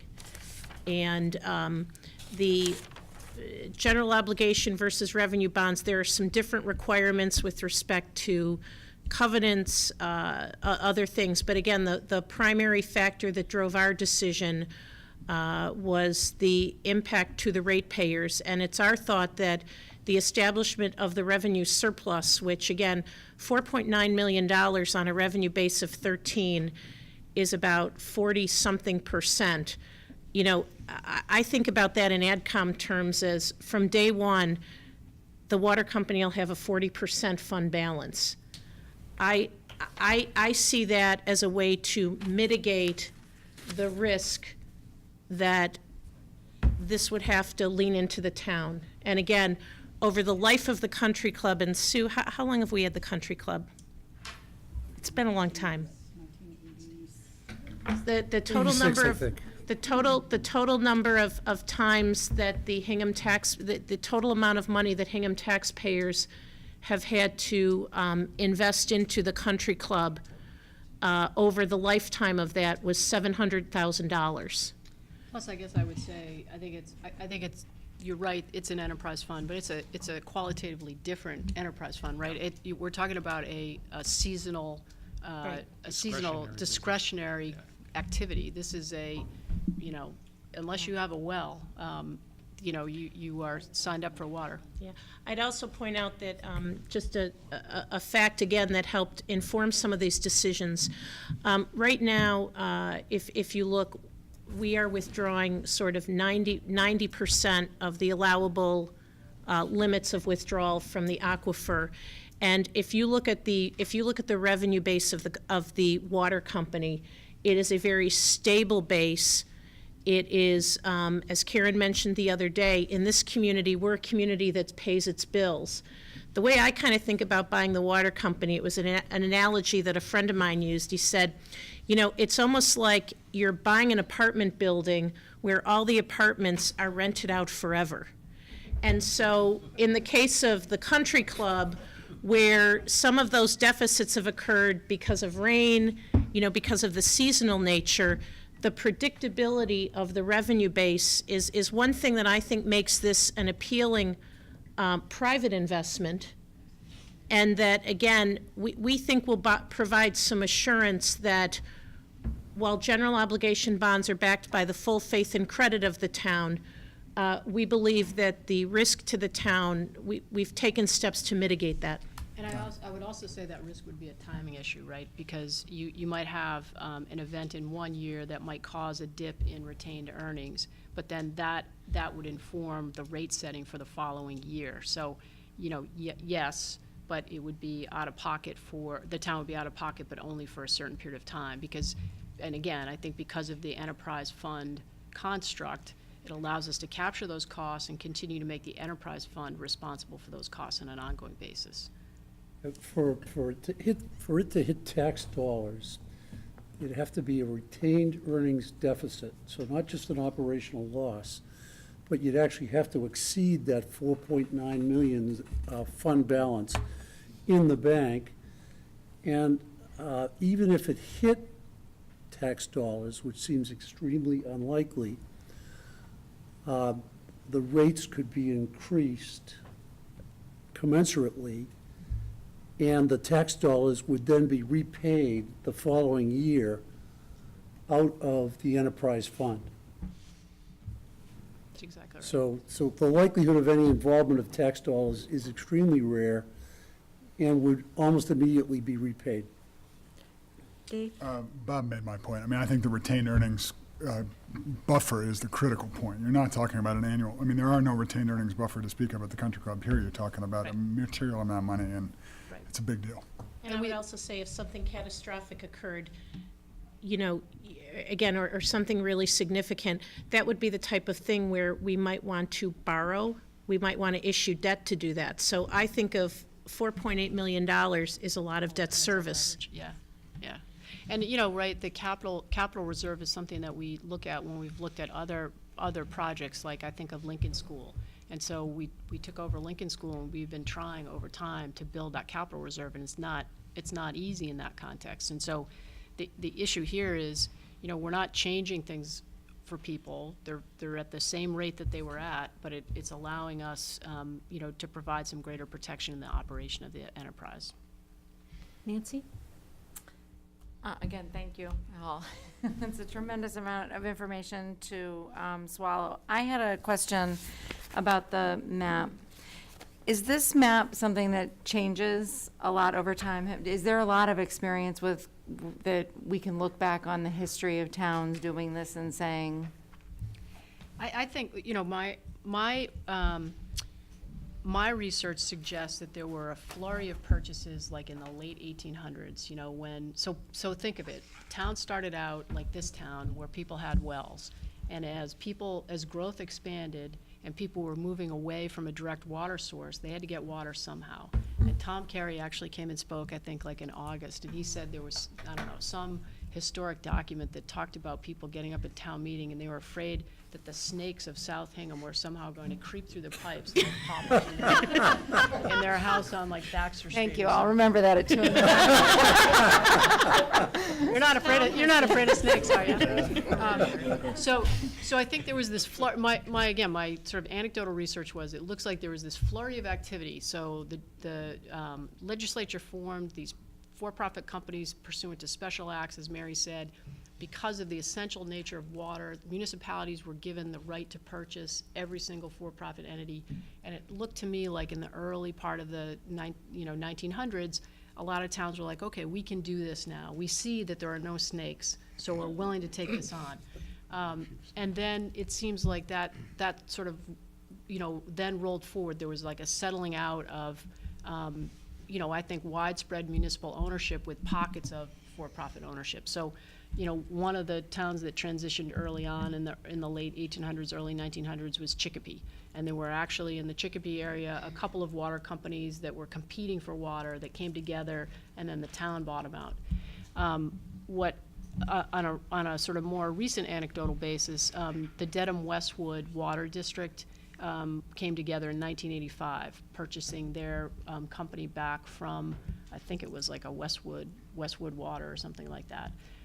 Milford, as you heard, is going through that purchase. Hyannis, which is a great example, was purchased back from their water, the for-profit. Connecticut Water Service. That's right, in 2005. Right. And, you know, that one, Didn't the Vineyard do it too? what'd you say? No, Martha's Vineyard? I don't know that one off the top of my head. So I think that there was kind of early on a clawback by towns of this essential service, and then I think people that were probably, like Mary said, I think, first of all, they were our friends and neighbors that formed the company, right? And so, like, you know, I was walking down High Street and I'm looking in the cemetery, and there's some of the names of the people who formed the water company. Right? All of them, right. And so you think, well, I don't know, my reaction is, I don't need to buy it back from from you, because I know where you live, and you live in town, and we're all doing this together. And it was really the dramatic change in the view of the water system as an investment asset. And that happened with the purchase by Kelda. That transformed the whole, I think, management in my mind, and the priority for the water system. So we're really an outlier. We are. Big outlier. And the Way, other, way so, outlier. and those little dots on the map, and the sort of number of communities, I think is somewhat misleading, because it's really little pieces of those communities. Like Mary was saying, like Pine Hills or Union Point, or might be a golf course that supplies to like the neighbors. So it's, the big players in the space is the company that runs the Milford system and Aquarian, and then everybody else, and I have that information and can get it to you. Everybody else is like 400 connections kind of here and there that sort of patch together a little piece of a municipality. It's probably a much longer answer than you wanted. Additional questions, Tom? Thank you very much for the work that you've done and your dedication to this.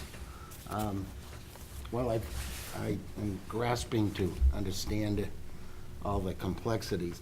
I'm thinking about what's in the ground. To me, it's a great mystery, and I don't know if you have a plan to how to go about this, because the information that, according to what I understand, there's 22% that have been rehabbed.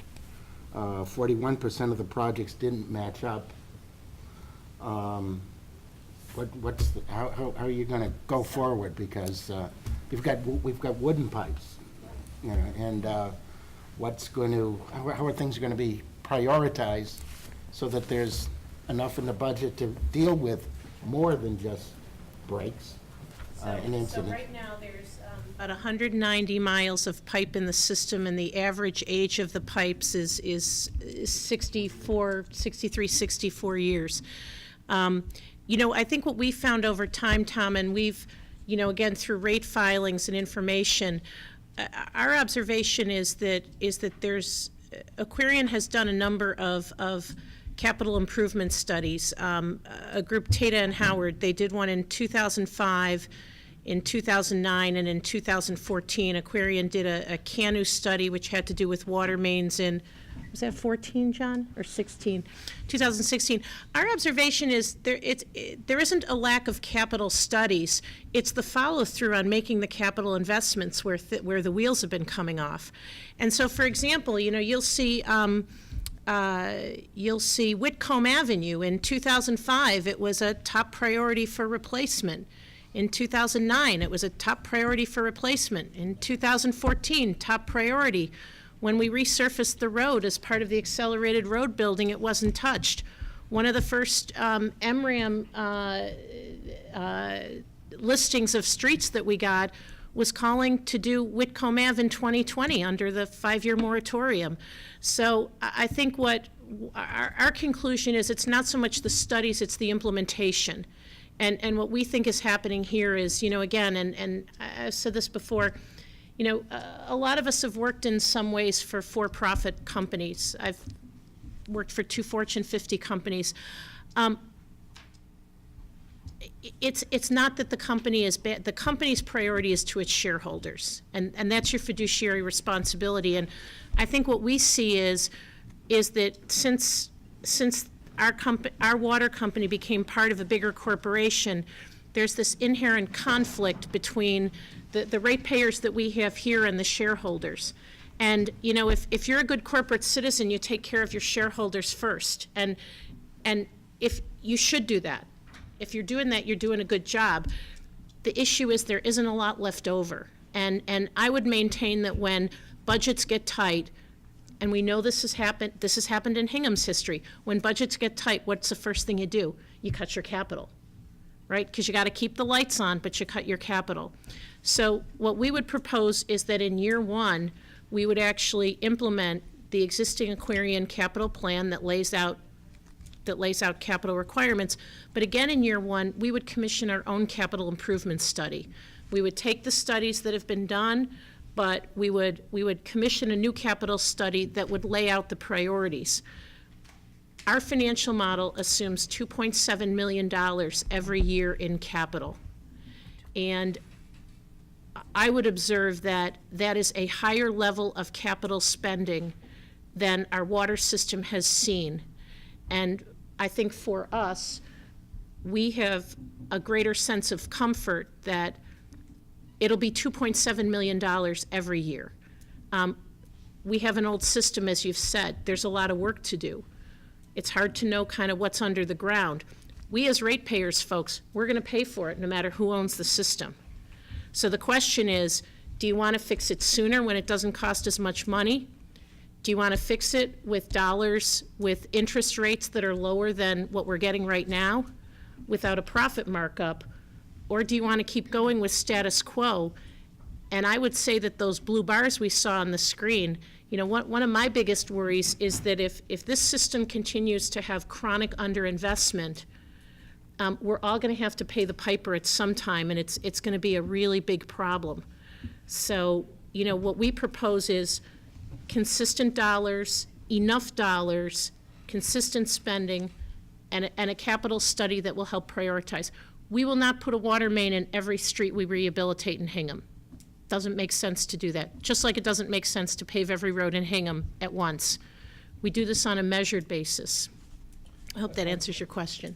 I'll just add to that, maybe something that's obvious to everybody in this room, but the question's been asked in some of our hearings, why would the town buy a system with water mains, average age of 64 years? In other words, sort of the pig in the poke question, and the answer is ratepayers are going to pay either way to repair water main breaks and to do main improvements. The question is, are ratepayers going to pay with a 10.5% return, or are they going to pay at cost?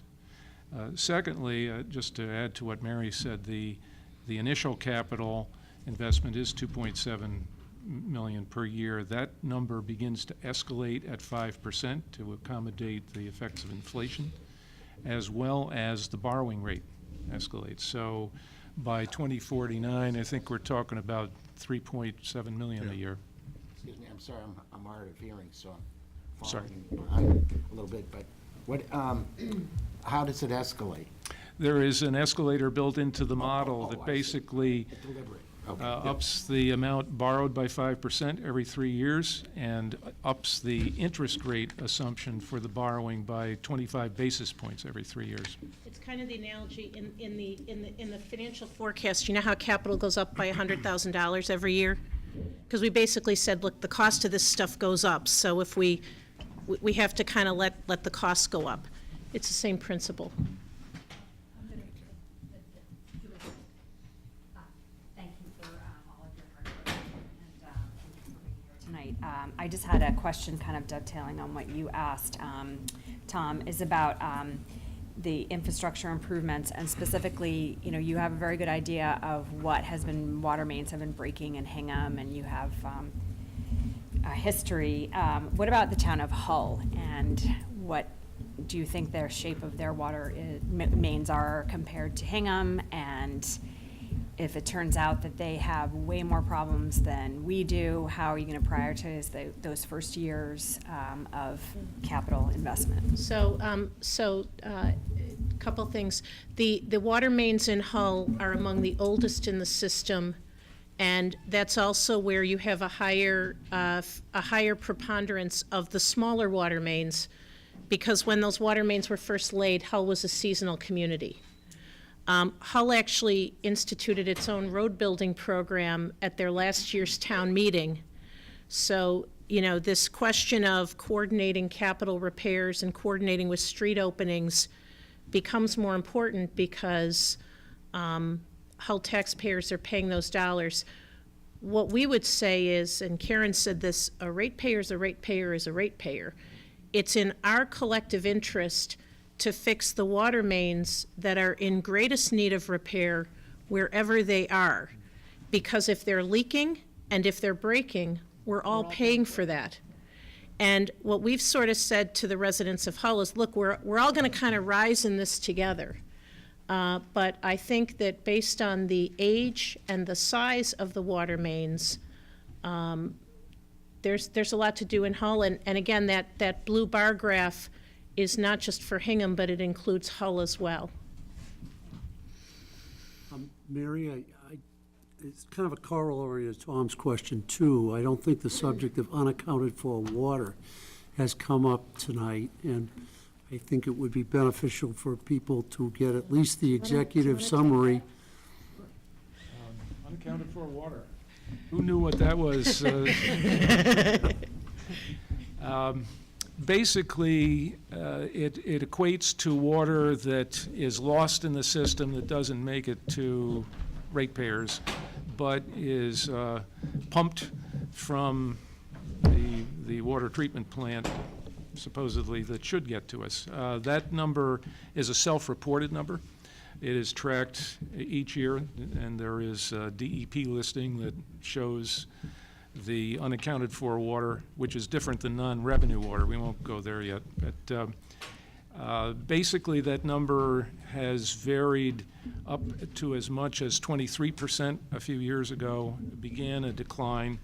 And Aquarian, because I think of the focus of the study, which surfaced this in about the late 2012, 2013 timeframe, now the DPU is actually requiring Aquarian to report how unaccounted for water is being addressed, as well as leaks. So the most recent rate case, they are obligated to report that.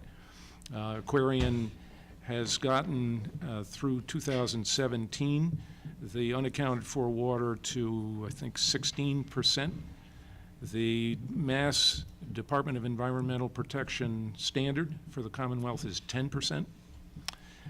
You are not going to receive much of a happy reception by the DEP if you want to increase your water supply source by drilling new wells until you get below 15%. And the mass average of all the water systems for unaccounted for water is 13.4%. An interesting way to view it, kind of on your point, Tom, of watershed, if you look at Aquarian's unaccounted for water in 2017, it was about 183 million gallons. The amount of water pumped from Ackerd Pond in 2017 was 187 million gallons. So roughly, all the water pumped from Ackerd Pond in 2017 was lost.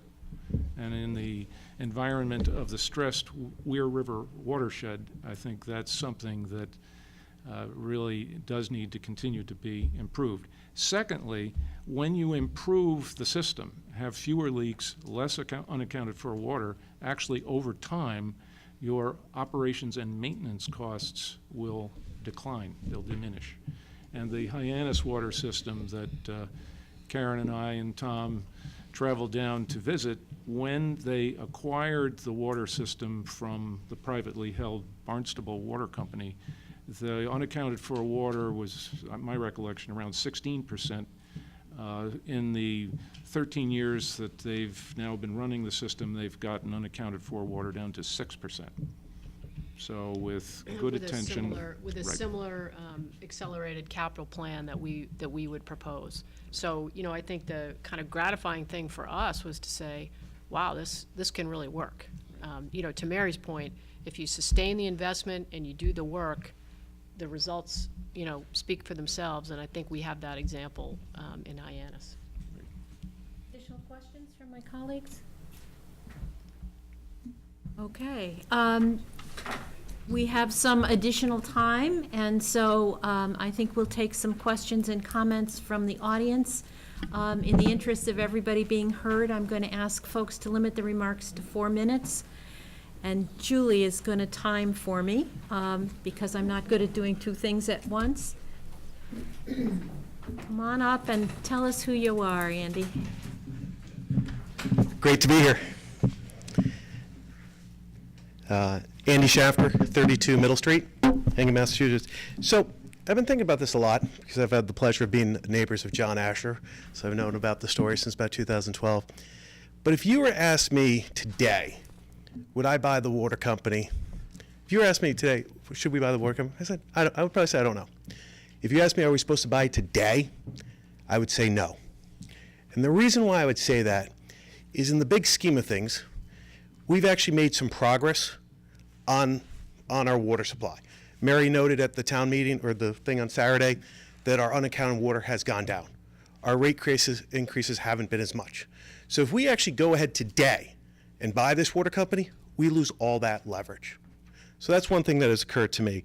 The second thing is, when I think about governance, some of you might know I used to be involved with some of your little some of the town politics, and there was a thing called the lights at the fields.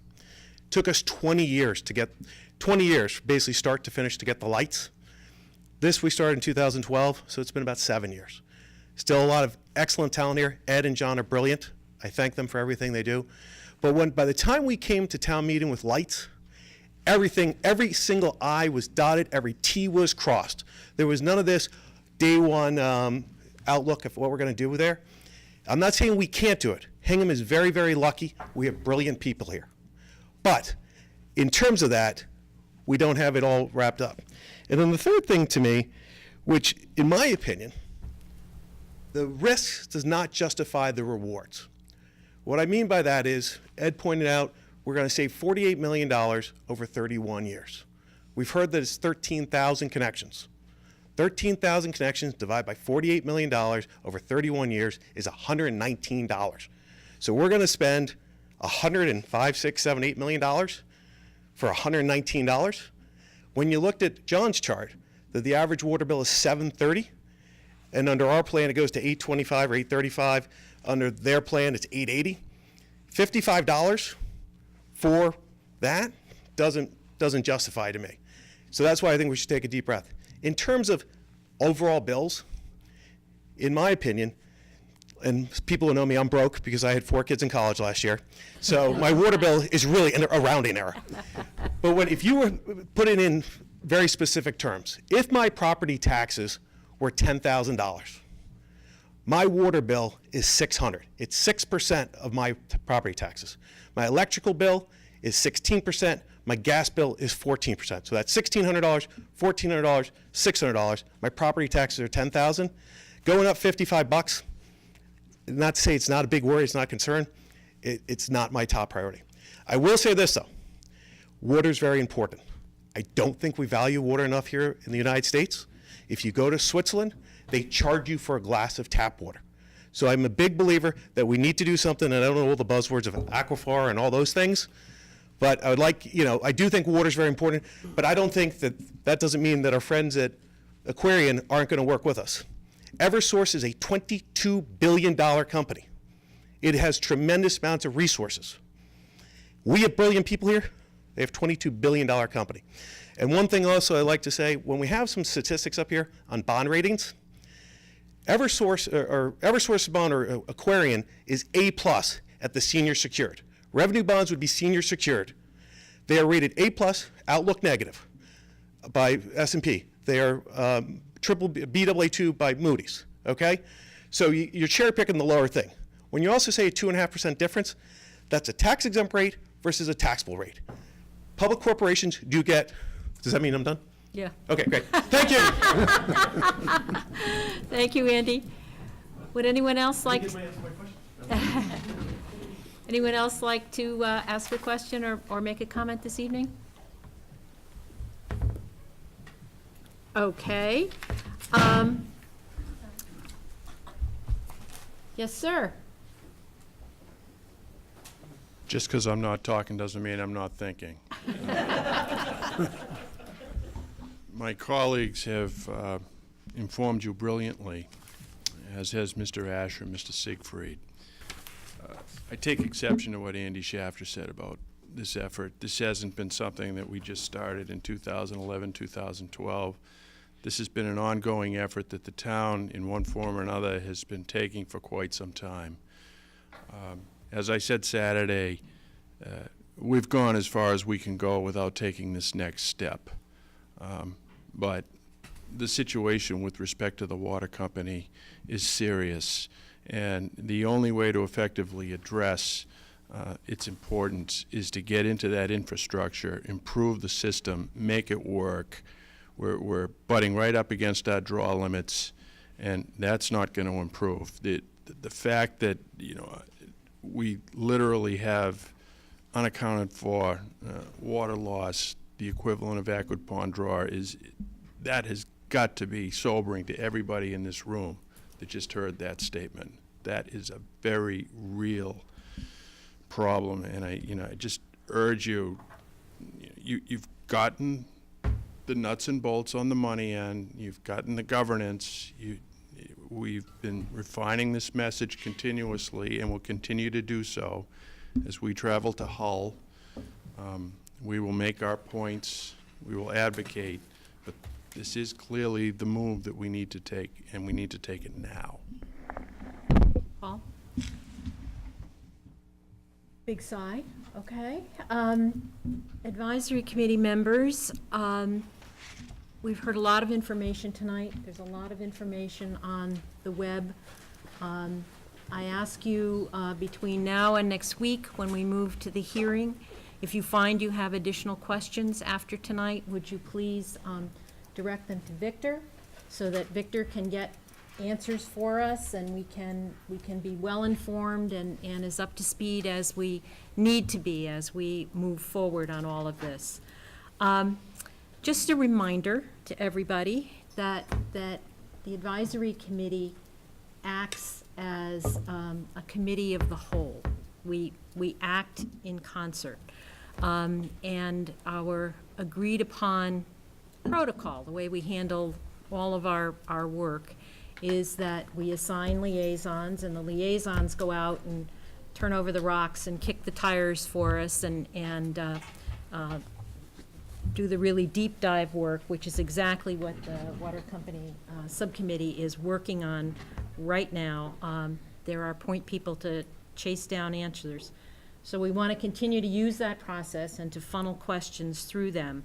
The subcommittee has been very intentionally having all of its deliberations in a public environment. And I expect to continue that with the advisory committee, with our meeting tonight and our meetings next week, so that we can all benefit from the questions and the answers that we hear. Sounds like a plan? I welcome a motion. Second. I'm adjourning us at 9:37. Thank you, everyone.